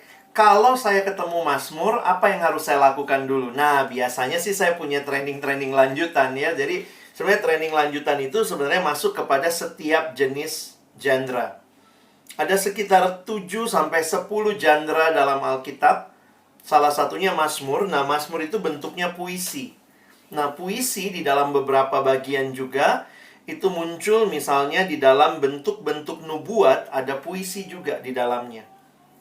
Di dalam Mazmur udah pasti, di dalam Amsal juga bentuknya agak puitis walaupun bentuknya spesial karena dia peribahasa gitu ya. Nah, gimana ini, mau masuk ke Mazmur aja atau tapi gini. saya mengusulkan teman-teman banyak membuka bibleproject.com. Sudah ada dalam bahasa Indonesia juga, Bible Project, satu proyek yang sangat luar biasa bagus. Dan menurut saya itu menolong juga mendekati kitab per kitab. Jadi kalau kamu misalnya mendekati Mazmur, apa yang dilakukan? Kalau kamu mendekati cerita, perumpamaan, sejarah, apa yang dilakukan? Nah, secara sederhana, saya kasih prinsipnya dulu nih. Apapun jenisnya, sebaiknya mendekatinya dari makro, lalu ke mikro. Atau bahasa anak sekarang, sebaiknya kita zoom out dulu, dari wide, baru kemudian kita pelan-pelan zoom in ke dalam. Nah, itu berlaku untuk semua hal yang saya kalau menafsir ya selalu coba seperti itu. Jadi misalnya, kalau menafsir puisi, Mazmur, maka pertama kali bacalah Mazmur itu berulang-ulang. Minimal sebenarnya harus dibaca 3 kali. Poin saya 3 kali itu maksudnya waktu kamu membaca pertama kali mungkin baru nyadar, oh begini ya. Yang kedua kali mulai coba masuk ke bagian-bagiannya. Lalu baca yang ketiga kali mungkin lebih familiar. Nah, teknik membaca berulang-ulang ini adalah teknik untuk biar familiar sama teks. Nah, waktu kamu bisa membaca, maka dalam Mazmur yang saya lakukan biasanya pertama kali menentukan ini Mazmur jenis apa. Apakah di dalamnya Mazmurnya banyak kata syukur, berarti ucapan syukur. Atau ternyata ini Mazmur keluhan atau ratapan. Atau ini Mazmur yang sifatnya pujian. Atau beberapa Mazmur mix. Dia meratap dulu, belakangan memuji Tuhan. Jadi saya selalu lihat dari yang umum dulu. Makin dari umum lalu mulai masuk tuh. Masuknya secara sederhana coba lihat pembagian ayatnya. Memang pembagian ayat ini kan yang saya bilang tadi ya, memang baru ada di abad kesekian. Tapi awalnya tuh nggak ada ayat Alkitab kita. Maka kamu bisa menentukan ayat segini sampai ayat segini kayaknya ini satu bagian. Oh, ini mulai dia memuji Tuhan nih. Lihat nih, ini bagian kedua. Oh, bagian ketiganya ternyata, dia balik lagi nih. Jadi sebenarnya kamu coba membuat yang namanya itu kalau secara sastra yang dilakukan adalah membuat outline. Nah, sesudah membuat outline, makin zoom in lagi ya. Nah, kita mesti ingat, Mazmur punya bentuk. Nah, saya kasih contoh. Biasanya Mazmur itu terdiri minimal 2 baris, karena itu bentuk puisi. Puisi Ibrani itu punya bentuk minimal 2 baris. 2 baris itu bagaimana? Baris pertama dan baris kedua, itu kita harus melihat apa yang menjadi paralelismenya. Jadi itu teorinya namanya cari paralelismenya. Jadi lihat ya tadi dari seluruh Mazmur, terus kemudian buat outline. Habis buat outline mungkin kita masuk ayat per ayatnya nih. Lihat paralelismenya. Saya kasih contoh begini. Baris pertama sebutlah itu A, baris kedua sebutlah itu B. Maka kamu akan menemukan paralelisme ada 3 kemungkinan paralelisme dasar. 3 kemungkinan pertama begini. A sama dengan B. Nah, kalau kamu ketemu seperti itu, teorinya mengatakan itu namanya paralelisme sinonim. Misalnya, pujilah Tuhan hai jiwaku, pujilah Tuhan hai segenap batinku. A dan B itu paralel sinonim. Jadi maksudnya gini, kalau sudah A, B ya nggak usah lagi dicari artinya. Namanya sama, cuma ekspresinya beda. Tadi jiwaku, sekarang batin. Jadi cari paralelismenya. Nah, itu paralelisme jenis pertama namanya paralelisme sinonim. Lalu ada juga kemungkinan paralelisme kedua. Perhatikan ayatnya bahwa baris pertama A itu diteruskan oleh B. Jadi B menjelaskan atau meneruskan A. Kalau tadi kan sinonim A sama dengan B. Tapi kalau A diteruskan oleh B, ini yang namanya paralelisme sintetis. Nah, ini masalah bahasa aja sih ya, tapi paling gampang kalian ingat. A sama dengan B, ada juga A dilanjutkan oleh B. Jadi A itu belum selesai kalimatnya. Baris kedua menjelaskannya lebih jauh. Lalu yang ketiga, paralelismenya adalah yang namanya paralelisme antitetis. Antitetis itu adalah A berlawanan dengan B. Karena itu, kalian bisa menemukan kata jalan orang benar adalah dikenal Tuhan, tetapi jalan orang fasik menuju kebinasaan. Maka kalian menemukan ada paralelisme yang antitetik yang menggunakan kata tetapi. A, tetapi B. Nah, kenapa kalian perlu melihat paralelisme dasar? Karena sebenarnya dengan mengerti paralelisme dasar, kalian bisa melihat, memahami lebih dasar ceritanya. Udah ya? Lihat keseluruhan, lihat buat outline, lalu kemudian masuk ayat per ayat, lihat paralelismenya. Lalu, nah ini yang khasnya Mazmur. Khasnya Mazmur adalah perhatikan Mazmur kaya dengan imagery. Imagery artinya ada penggambaran. Karena ini bentuk puisi, maka dia biasanya menggambarkan dengan beberapa hal. Nah, saya kasih teori dasarnya aja. Imagery dasar tuh ada dua. Ada yang namanya simile. Ada yang namanya alegori. Ya, abang kasih contoh langsung. Kalau disebut, saya bilang tadi simile sama metafora ya. Saya nggak bahas alegori ya. Alegori nanti bagian lain. Jadi ada dua metafora imagery dasar di dalam Mazmur. Teman-teman mesti perhatikan. Ada yang namanya metafora. Metafora itu begini. Tuhan adalah gembalaku. Itu berarti metafora. Tuhan digambarkan dengan gambaran sesuatu yang lain. Tuhan adalah gembalaku. Nah, tetapi beda kalau kalian menemukan yang namanya Tuhan seperti gembala. Nah, kalau ada kata seperti, itu disebut sebagai, kalau tadi metafora, seperti itu adalah simile. Simile itu biasa dipakai istilah similar gitu ya. Jadi simile itu, nah bayangkan bahwa ini penggambaran imagery yang diberikan untuk memahami cerita itu. Coba ya. Tuhan adalah gunung batuku. Itu berarti metafora. Tapi kalau kalian ketemu, seperti rusa merindukan sungai yang berair. Berarti seperti rusa itu adalah simile. Nah, kalian harus mencoba melihat. Kalau ketemu metafora, maka apa perbandingan antara Allah, misalnya Tuhan adalah gembalaku, dengan gembala? Oh, gembala itu care sama dombanya. Maka Allah juga demikian. Karena Allah digambarkan adalah. Itu metafora. Kalau pakai kata adalah, Tuhan ialah, Tuhan adalah, engkaulah gunung batuku. Itu semua adalah metafora. Sehingga kita mesti pelajari apa sih gunanya gunung batu di zaman itu bagi orang Israel. Di padang gurun yang begitu panas. Apa artinya ada gunung batu? Nanti kalian bisa pelajari, mungkin buka arkeologi zaman itu. Ternyata gunung batu itu memberikan perlindungan pada waktu panas siang hari. Dan malam hari dia nyimpan panas di tengah gurun yang biasanya malamnya agak dingin. Makanya kalau ada gunung batu, terus kemudian kota benteng, perlindungan. Nah itu gambaran-gambaran. Nah ada lagi yang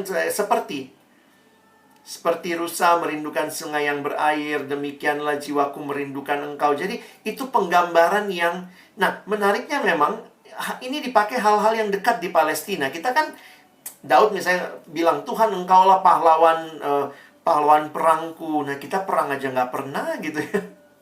Jadi ini menarik memang untuk memperhatikan. Nah, jadi kamu akan menemukan arti dari Mazmur itu ketika kamu masuk dari umum, makin dalam, makin dalam, makin dalam. Dan disitulah nanti kamu renungkan. Iya ya, indah sekali ya. Tuhan digambarkan seperti ini. Tuhan itu dekat kepada orang yang berlindung padanya. Nah, gambaran-gambaran figuratif, imagery ini yang memperkaya kitab Mazmur. Jadi, saya udah masuk contoh ya. Stefan sih kira-kira kayak gitu kali ya. Bisa dipahami? Atau ada yang mau ditanya lagi, Dek?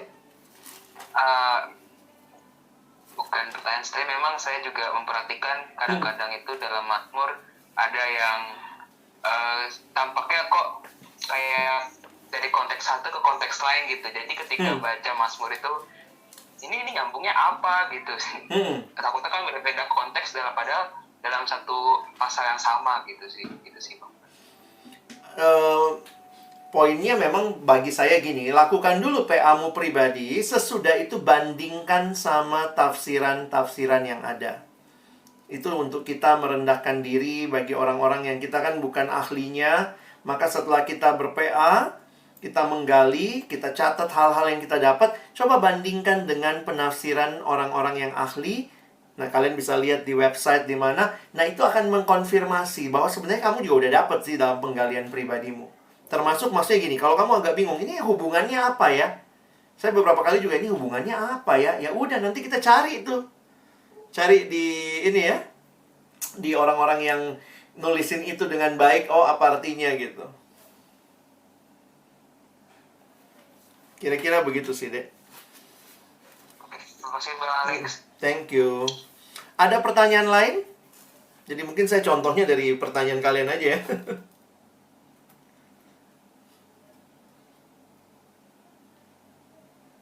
Silakan kalau teman-teman ada pertanyaan.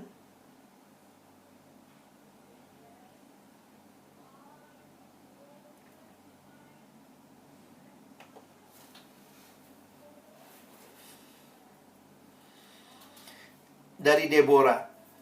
Bang, izin bertanya, jika pembagian pasal itu dimulai abad 16, maka siapa dan bagaimana teks-teks dalam Alkitab dibagi diberikan judul perikop? Terima kasih, Bang. Memang itu kita memang bersyukur ya. Harusnya kita bersyukur ada orang-orang yang memang membagikan buat kita dan itu menolong kita kan. Kalau enggak kan bayangkan kalau Alkitab kita berbentuk gulungan ya. Mari teman-teman kita buka kitab ini gulungan ketiga kata kalimat keempat kata ke-14 gitu ya. Itu bingung banget gitu. Nah, tapi memang konsekuensi dari pembagian dan judul yang diberikan itu sadar atau tidak bisa mempengaruhi kita, padahal juga belum tentu judulnya persis seperti itu. Jadi maksudnya saya mau mengatakan begini, judul-judul itu yang bikin manusia. Jadi bisa aja berbeda, bisa aja tidak tepat atau kurang tepat. Tergantung, makanya kalau kalian lihat berbagai terjemahan Alkitab, kita sepakat dengan ayatnya. Saya melihat kita nggak terlalu banyak mengubah ayatnya dari dulu sampai sekarang, kita sepakat dengan ayatnya. Yang kita suka beda itu adalah judul perikopnya. Makanya judul-judul di bahasa Indonesia, di bahasa Inggris bisa beda. Bahkan pembagian perikop. Jadi dalam satu pasal misalnya ada berapa perikop itu bisa berbeda-beda.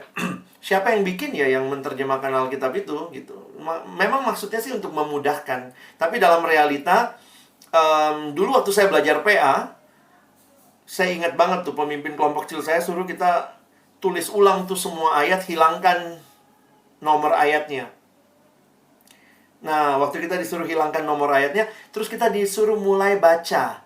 Pakai baca berulang-ulang. Coba buat outline-mu sendiri. Oh, ini ayatnya udah ganti nih. Oh, kalimatnya udah beralih nih. Gitu. Gitu sih kali ya, Deborah. Elia.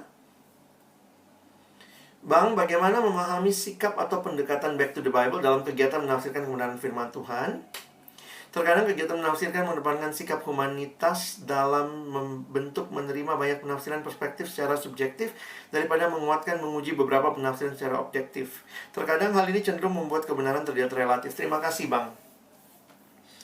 Ini memang pergumulan penting di dalam penafsiran yang sampai hari ini tergantung kamu dari kalangan tradisi apa menafsir.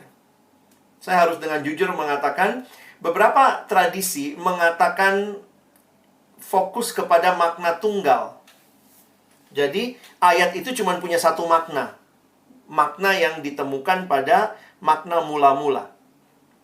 Nah, sementara sisi yang lain yang mungkin kamu lihatnya relatif, tapi sebenarnya bagi saya bukan relatif sih. Itu seperti, nanti saya kasih contohnya ya. Ini orang-orang yang melihat mereka setuju makna tunggal, tetapi dalam kenyataan Alkitab adalah firman Allah yang tidak terbatas, mereka pun melihat ini maknanya bisa Tuhan bangun dalam makna yang lebih luas. Mereka kasih ilustrasinya begini. Coba kamu, kalian anak IPB ya, coba kamu kupas bawang, yang mana intinya bawang? Makin kamu kupas, ada lagi dalamnya. Kupas, ada lagi dalamnya. Nah, mereka mencoba melihat kekayaan itu. Nah, saya ada di dalam pemikiran yang sama bahwa makna tunggal pasti ada, tetapi makna tunggal itu tidak membuat kita jadi orang yang menutup mata terhadap cara Tuhan yang kreatif, memberikan kepada kita pemaknaan baru bahkan, tetapi saya sangat percaya ada pagarnya.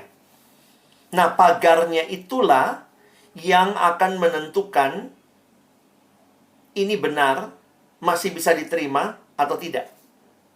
Saya kasih contoh.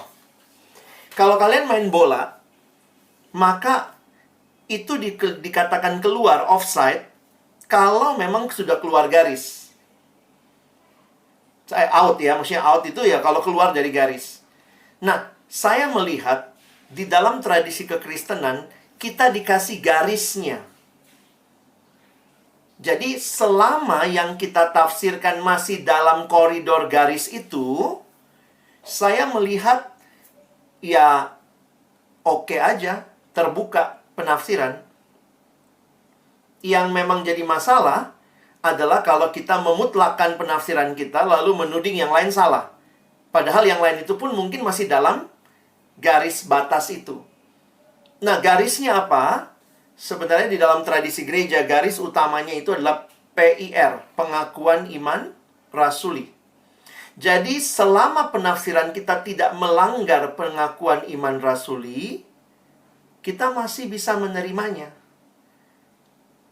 Dan kita mesti belajar melihatnya lebih umum begitu kali ya. Saya kasih contoh begini. Ini waktu PA nih sama beberapa teman ya. Nah, ini hal-hal sederhana lah ya. Mengapa Yesus berjalan di atas air? Terus ada yang bilang, oh Yesus berjalan di atas air, apa mungkin dia nggak punya ongkos ya bang? Oh waktu itu udah malam sih bang, gitu ya. Terus yang sangat ini, oh Yesus mau menunjukkan kuasanya atas alam. Yesus sedang mau cepet gitu. Kalau nunggu perahu lagi bakal lama gitu.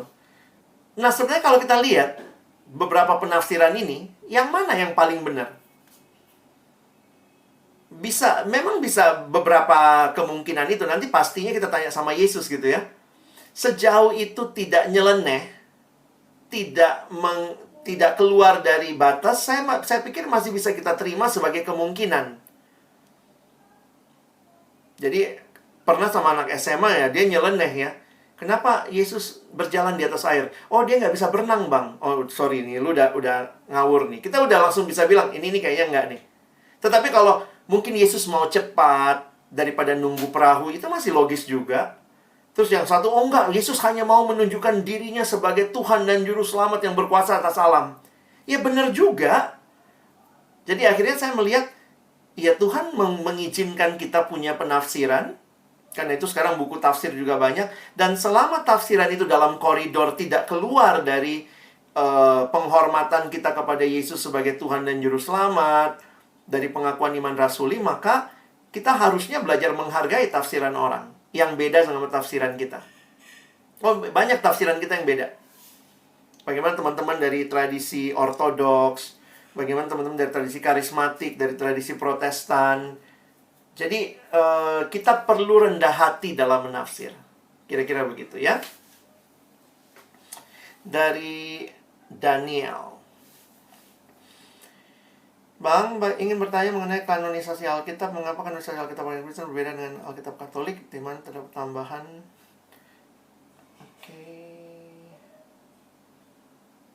Apakah kita sebagai orang Kristen mengakui kitab tersebut? Kita nggak lagi bahas bibliologi. Kalau saya bahas bibliologi, saya akan bahas itu. Karena itu butuh waktu lumayan panjang untuk jelasin. Saya harus mengatakan, saya katakan ininya aja, kesimpulannya ya. Kanonisasi yang diterima Katolik itu ditambahkan pada tahun 1546. Makanya disebut sebagai Deuterokanonika atau kanon kedua. Sementara gereja Protestan memakai kanon pertama yang diambil dari konsili Kartago tahun 395. Jadi sebenarnya kita pernah konsili tahun 395, masih gabung tuh gereja waktu itu. Lalu dipakailah kanonisasi 39 PL, 27 PB, totalnya 66. Nah, sesudah reformasi, lalu gereja Katolik yang diserang oleh Luther karena Luther menyerang ajaran tentang api penyucian dan seterusnya. Lalu kemudian gereja Katolik mengambil kitab-kitab apokrifa. Dan kemudian tahun 1546 dalam konsili di Trent, di kota Trent, mereka menegaskan, menambahkan kanon kedua. Jadi kalau gereja Protestan tidak menerima kanon kedua, karena kita masih memegang kanon yang pertama yang disepakati tahun 395 di konsili Kartago. Nah, penjelasan sederhananya seperti itu. Dari Syarki, bagaimana menurut Abang tentang orang-orang yang menafsirkan Alkitab melalui pengalaman yang mereka alami? Apakah menurut bisa dibenarkan? Kalau salah, pada batas mana? Syarki, balik lagi nih. Jangan sampai pengalaman kita yang mencari pembenaran di Alkitab. Bagi saya justru Alkitab yang harusnya menerangi pengalaman kita. Jadi hati-hati kalau yang terjadi justru kita yang memberikan makna kepada ayat tertentu berdasarkan pengalaman kita. Nah, saya nggak terlalu setuju. Pengalaman punya tempatnya, yaitu meneguhkan apa yang Alkitab sampaikan. Nah, hati-hati kalau ternyata ada pengalaman-pengalaman kita yang berbeda. Aturannya harus ada yang lebih tinggi dari pengalaman kita untuk mengevaluasi atau untuk cahaya yang bisa menerangi pengalaman kita. Jadi, kekristenan tidak dibangun berdasarkan pengalaman, tapi berdasarkan pengenalan akan Tuhan melalui firman. Nah, pengalaman akan mengikuti. Dari Bang Tunggul, izin nanya, dalam sebuah KTB ku ada adik yang cenderung lebih senang belajar doktrin-doktrin daripada ber-PA. Pernah dalam membuat bahan PA, kadang-kadang persiapan pribadi, PA induktif nggak terlalu penting, kebanyakan langsung melihat tafsiran gitu. Bagaimana kira-kira tips supaya meyakinkan bahwa PA lebih utama? Bukankah doktrin juga muncul dari PA-PA mendalam, Bang? Nah, ini memang jadi masalah nih ya, buat beberapa teman yang saya setuju sama Bang Tunggul bahwa memang melalui pengalaman penggalian Alkitab kita jadi belajar banyak doktrin. Tapi juga bisa jadi beberapa orang yang duluan kenal doktrinnya, dia lebih suka buku doktrinnya daripada Alkitabnya. Nah, itu jadi masalah juga menurut saya, karena pada akhirnya begini, dia tahu banyak doktrin, dia nggak tahu ayatnya di mana. Jadi argumentasi dia, menurut tulisan si Anu, menurut kata si ini, tapi dia nggak tahu dasar Alkitabnya dari mana. Karena itu saya tidak membuat teman-teman yang belajar doktrin untuk nggak usah belajar doktrin. Tapi mari belajar Alkitab lebih dalam, supaya doktrinmu itu diterangi oleh pemahaman firman yang kuat. Termasuk biasakan ber-PA. Saya setuju tuh, biasakan ber-PA. Biasakan Alkitab yang bicara. Jadi bukan kata Calvin, kata Martin Luther, kata Hukema, ya saya suka ngutip orang-orang itu karena saya ada dalam tradisi reformasi yang sangat menghargai karya para reformator. Tapi saya sangat menikmati ketika akhirnya tahu, Luther itu kutip dari ayat ini toh gitu ya. Jadi kayak kembali ke resource awalnya gitu. Ya ampun, Calvin itu begitu kuat pemahamannya karena ayat ini toh. Dan ayat itu yang waktu saya renungkan, wow, iya ya, indah sekali misalnya. Jadi, saya harus katakan teman-teman terus Nggak apa-apa kelihatan agak bodoh karena nggak kuasai doktrin. Bagi saya nggak apa-apa kok nggak kuasai doktrin. Dan bagi saya yang harus dikuasai Alkitab. Karena Alkitab itu akan menolong kita, menerangi kita untuk mengerti doktrin. Jadi jangan merasa sombong dan bangga karena tahu banyak doktrin ya. Tapi banyak orang yang doktrinnya ngelotok, pergi ke gereja yang sangat bagus doktrinnya, tapi ternyata saat teduh aja enggak gitu ya. Baca Alkitab nggak serius gitu. Nah itu yang saya lihat kadang-kadang nggak tepat ya. Thank you. Ada lagi?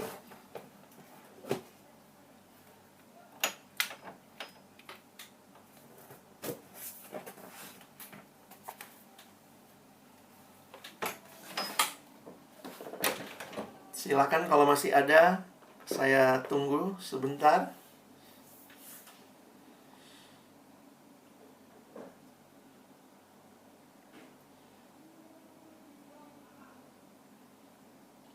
Ini kalau mau lihat contoh sedikit, secara cepat saya coba contohkan kalau surat. Mungkin surat karena udah sering ya. Bagus juga tadi Stefan nanya soal Mazmur ya. Kalau surat, ya surat kuno tuh punya bentuk sendiri gitu.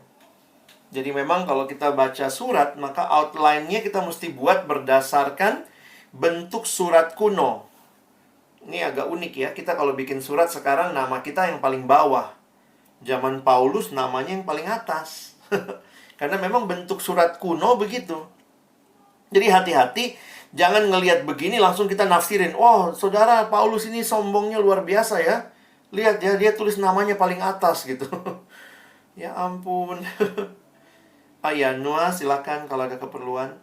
Jadi dengan mengetahui kebiasaan pola, nah ini waktu kita baca berulang-ulang seluruh kitab, karena kalau kalian baca surat itu kan sebenarnya mesti baca dari awal sampai akhir, bisa menemukan ada yang namanya greetings bagian depan, itu ada nama penulis, penerima, ada salam pembuka, lalu ada yang namanya thanksgiving, lalu ada body, lalu ada salam penutup dan berkat.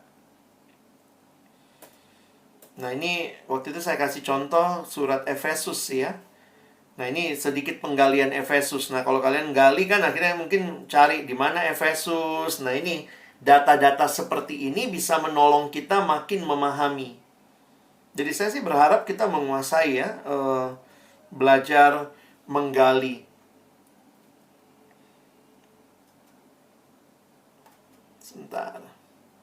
Lalu lihat peta di mana Efesus. Efesus ada di tengah itu. Nah, ini lebih kelihatan Efesusnya. Sebentar. Nah, ini ya. Apa yang kita dapat dari kondisi Efesus zaman itu? Ternyata ada kuil Dewi Artemis tuh yang menarik ya. Kuil Dewi Artemis terbesar. Itu lebarnya 46 meter, panjangnya 115 meter, tingginya 18 meter. Jadi ini kebudayaannya sangat maju. Dan bahkan kalau teman-teman melihat, ini penggalian arkeologis. Saya senang tuh ya lihat gitu. Ini kota Efesus tuh. Jalannya aja dilapisi marmer. Jadi jangan pikir zaman dulu kuno banget gitu ya. Beberapa tahun yang lalu saya dapat kesempatan juga ke tempat ini di Efesus. Jadi ini penggalian kotanya. Jangan bayangkan aja tuh, sekarang aja kita waktu lewatin masih kayak wow, luar biasa kotanya. Ini kuil reruntuhannya yang masih ada. Nah, teman-teman bisa lihat, ini adalah teater. Kita kalau sekarang punya XX1, paling 8 studio kali berapa orang tuh ya. Pada masa itu teater ini dipakai, ini kapasitasnya 25.000 orang. Jadi waktu membayangkan, wow. Nah ini nih, teaternya nih. Lihat itu orang yang kecil di bawah. Jadi ini kalau semua duduk mengelilingi, itu diperkirakan bisa menampung 25.000 orang. Nah itu. Jadi ini menggambarkan ini budayanya maju banget pada waktu itu. Waktu itu saya dari atas, Saya di atas itu kan kayak teater, amfiteater ya, ke bawah kayak ruang kelas IPB gitu ya. Nah, saya di atas, lalu kemudian kakak saya di bawah di depan itu ya. Dan waktu dia ngomong dari bawah, itu akustiknya luar biasa. Saya di atas tanpa mic, kedengeran loh. Jadi waktu melihat, wow, ini memang realitanya indah sekali ya zaman itu. Tapi itulah Paulus mengatakan yang mereka sembah adalah Dewi Artemis. Ini Dewi Artemis. Maaf, ini adalah Dewi kesuburan, karena itu gambarannya adalah seorang wanita dengan itu buah dada yang banyak. Itu melambangkan kesuburan. Nah, teman-teman, mungkin untuk info-info seperti ini, mau nggak mau kita buka ensiklopedia. Kita lihat dan segala macam.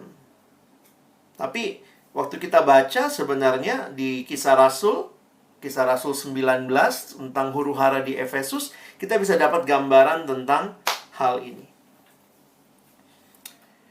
Oke, itu untuk surat ya. Ada pertanyaan lagi sebelum kita selesai? Bang, boleh tanya lagi bang? Boleh, silakan.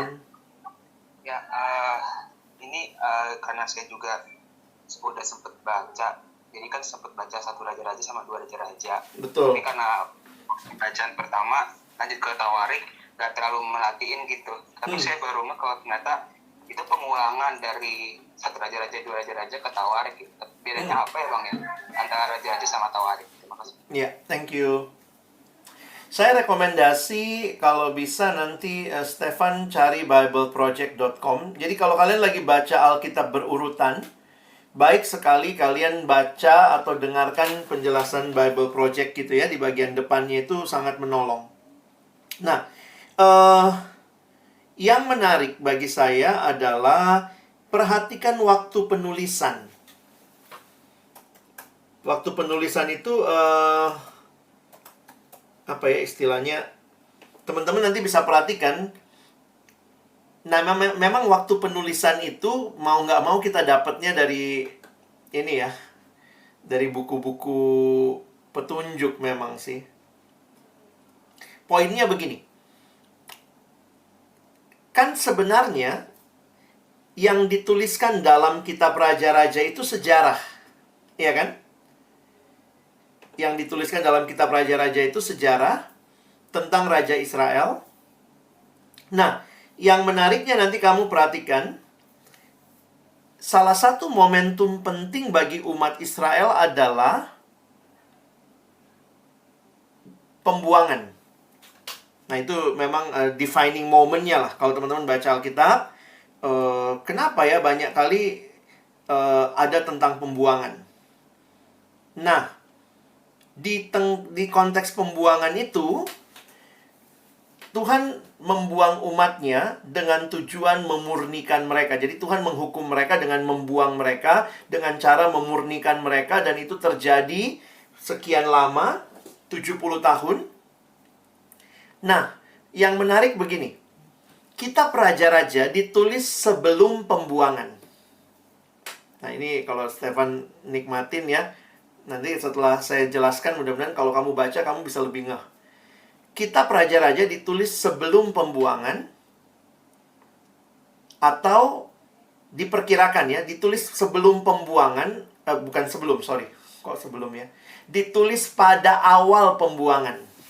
Nanti kalian bisa coba carilah. Ada beberapa tanggalan memang. Ada yang bilang pada saat dibuang, di awal-awal dibuang, surat Raja-Raja ditulis. Jadi, nah ini cara membaca ya, ini cara menafsir. Kalau demikian, siapa yang baca surat Raja-Raja pertama? Siapa the original reader-nya? Kemungkinan pembaca pertama surat Raja-Raja adalah mereka yang lagi ada di pembuangan. Nah, gitu. Jadi waktu dia baca Raja-Raja, teman-teman masih ingat kan kalau baca Raja-Raja, raja ini jelek, tambah jelek, digantikan anaknya lebih jelek lagi dari bapaknya. Terus tiba-tiba nanti ada raja, dia agak bagus nih, Yosia. Anaknya Yoyakim jelek lagi begitu. Sebenarnya kitab Raja-Raja itu ditulis Di tengah-tengah mereka awal-awal dibuang, waktu mereka baca di pembuangan, nah bayangkan nih orang Israel yang baca pertama di pembuangan, waktu dia baca kitab Raja-Raja, mereka akan meyakini begini. Pantes ya kita dibuang, karena raja-raja kita makin lama makin jahat. Memang kamu mesti balik lagi jauh di kitab Samuel. Satu waktu Tuhan kan bilang, waktu itu Samuel datang ngadu sama Tuhan. Tuhan, ini umatmu minta raja. Kalau minta raja, bukankah engkau raja mereka? Kok mereka malah minta raja? Katanya minta raja yang bisa dilihat seperti bangsa-bangsa lain. Terus Tuhan bilang sama Samuel, ya mungkin kalau pakai bahasa saya, Sam, tenang Sam. Jangan baper. Bukan kamu yang mereka tolak, aku yang ditolak. Nah, terus kemudian Tuhan jadi izinkan. Oke lah, kalau mereka mau punya raja, silahkan mereka punya raja. Tapi ingat, apa yang raja minta, mereka harus kasih. Kalau raja minta kuda, mereka mesti kasih kuda. Kalau raja minta ini, mereka mesti kasih. Sehingga Tuhan bilang sama mereka, silahkan. Mau minta, silakan. Tapi apapun yang mereka minta, raja minta, mesti dikasih. Dan kalau rajanya tidak sesuai kehendakku, yang aku hukum bukan cuma rajanya, tapi kamu semua sebagai sebuah bangsa. Jadi ketika umat Israel ada di pembuangan, mungkin mereka pikir, Tuhan kenapa sih kami dibuang? Lalu kemudian mereka baca kitab Raja-Raja. Apa kesan mereka? Pantas kita dibuang ya. Karena raja kita memang makin lama makin jahat. Nah, sementara cerita yang sama dituliskan di Tawarik. Tetapi kitab Tawarik ini, menurut penanggalan, kitab Tawarik ditulis ketika Israel pulang dari pembuangan. Jadi sudah balik lagi. Dibuang 70 tahun, kemudian balik lagi nih. Nah, kira-kira sama nggak isinya? Ya sama, sejarah raja-raja. Kalau teman-teman lihat tuh sejarah raja-raja. Tapi ternyata menarik nih. Kalau orang pulang pembuangan, apa yang mereka rindukan? Orang yang pulang dari pembuangan itu merindukan membangun kembali Yerusalem. Karena itu perhatikan, kitab Tawarik itu menceritakan ulang apa yang dialami raja-raja Israel, termasuk keburukan mereka. Tetapi ada beberapa cerita yang ditulis di Tawarikh tidak muncul di raja-raja. Dan itu cerita apa? Banyak adalah cerita pembangunan. Jadi misalnya begini, raja ini makin jahat, makin jahat, makin jahat. Tapi raja ini pernah bangun ini nih. Raja ini jahat, tapi dia juga pernah bangun ini. Nah, nanti coba deh, Stefan perhatikan. Kalau dua cerita raja-raja sama Tawarikh dibandingkan, ada bagian yang tidak muncul di raja-raja, tapi ada di Tawarikh. Dan itu biasanya tentang membangun. Dengan tujuan apa? Karena pembaca pertama kitab Tawarikh adalah orang Israel yang pulang dari pembuangan. Mereka diberikan kitab Tawarikh untuk membaca lagi raja-raja mereka yang tambah jahat, yang mengingatkan mereka kalau mereka jahat lagi, Tuhan bisa hukum lagi. Tetapi juga pada saat yang sama mengingatkan, ayo bangun kembali. Nah, lihat ya, sejarah yang sama ditulis di dua kurun waktu berbeda kepada pembaca yang berbeda kondisi, ternyata isinya bisa berbeda. Kira-kira begitu. Bisa paham ya, Stefan ya? Semoga pembacaanmu bisa lebih menarik. Iya Bang, makasih Bang. Jadi baru tahu saya. Iya, itu mesti. Makanya selalu saya ingat gambar abang tadi. Selalu mesti ayam dulu, baru kamu bisa ngerti. Kalau enggak, kitab itu jadi kayak nggak guna buat kita. Apa sih ceritanya begini lagi gitu. Oke. Makasih Bang. Sama-sama. Apakah ada lagi?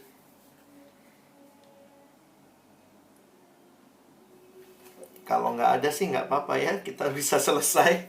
Tapi poin saya adalah saya berharap teman-teman makin tertantang nih baca Alkitab. Makin nikmati. Saya nggak mau kita punya kesan baca Alkitab itu susah, PA itu susah gitu ya. Tapi indah. dan di dalamnya kita membaca buat transformasi. Apakah ada satu pertanyaan lagi kalau mungkin teman-teman mau?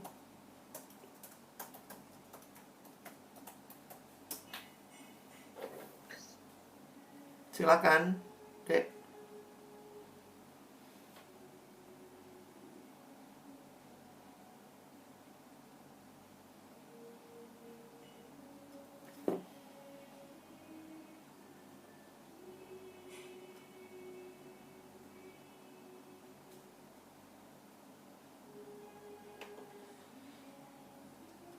Jangan lupa kalau memang mau akses, saya sangat mendorong teman-teman akses Bible Project. Jadi ini akan menolong teman-teman bisa punya pemahaman juga gitu ya. Nah ini Bible Project. Or even as a collection of inspirational writings, then what is the Bible? Well, open up the Bible. Sorry. Sudah ada dalam bahasa Indonesia juga. Jadi teman-teman tinggal lihat nih ya, bagaimana membaca Alkitab. How to read the Bible, lihat yang di kanannya. How to read the Bible, what is the Bible, bagaimana baca biblical stories, bagaimana mengerti literatur style. Lalu nanti dia mulai masuk ke bagian-bagian. Kalau poetry, ini yang tadi, puisi ya, yang ditanyakan oleh Stefan. Bagaimana mengerti metafora di dalam puisi. Saya sangat melihat ini sangat menolong, tapi mungkin banyak yang belum punya akses. Dan sudah ada dalam bahasa Indonesia, tapi belum semua diterjemahkan. Jadi yang sudah diterjemahkan beberapa, tetapi yang untuk PA-nya ini masih dalam bahasa Inggris. Tergantung, kalian tinggal lihat nih, mau belajar kitab Nabi-Nabi, The Prophet, mau belajar kitab Law, mau belajar kitab Hikmat Salomo, bagaimana polanya. Nah, tapi saya udah kasih gambaran, mulai selalu dari yang besar, lalu masuk ke yang kecil, gitu ya. Mulai selalu dari dulu, baru bawa ke yang sekarang. Oke, jadi abang selesai dulu di sini. Saya coba merangkum kembali bahwa Tuhan kasih kita firman-Nya untuk teman-teman dan saya hidupi, mentransformasi hidup kita, dan kiranya tools, teknik menggali yang kita dapat makin menolong kita bisa menikmati kekayaan firman buat hidup kita ya. Mari kita berdoa. Bapa Surgawi, terima kasih banyak kami belajar siang hari ini apa artinya hidup menikmati firman-Mu, menggali, merenungkan, menerapkan, membagikannya. Kami berdoa biarlah ketika kami dapat kesempatan-kesempatan membagikan firman, baik kami yang mungkin dapat kesempatan membawa renungan, kami yang dapat kesempatan memimpin kelompok kecil, kami yang dapat kesempatan memimpin pembinaan, biarlah semuanya didasarkan kepada pemahaman yang dalam akan firman-Mu. Dan ketika kami menemukannya, kami membagikannya secara melimpah. Sekali lagi bersyukur buat teman-teman yang punya kerinduan yang begitu dalam, mau mengetahui bagaimana menggali, merenungkan firman-Mu. Biarlah semua perlengkapan yang sudah diberikan menjadi modal yang bisa dipakai untuk terus belajar. Bukan hari ini saja berhenti belajar, tetapi juga bisa mengakses hal-hal yang sekarang ini hamba bersyukur secara digital telah disiapkan oleh teman-teman dari The Bible Project.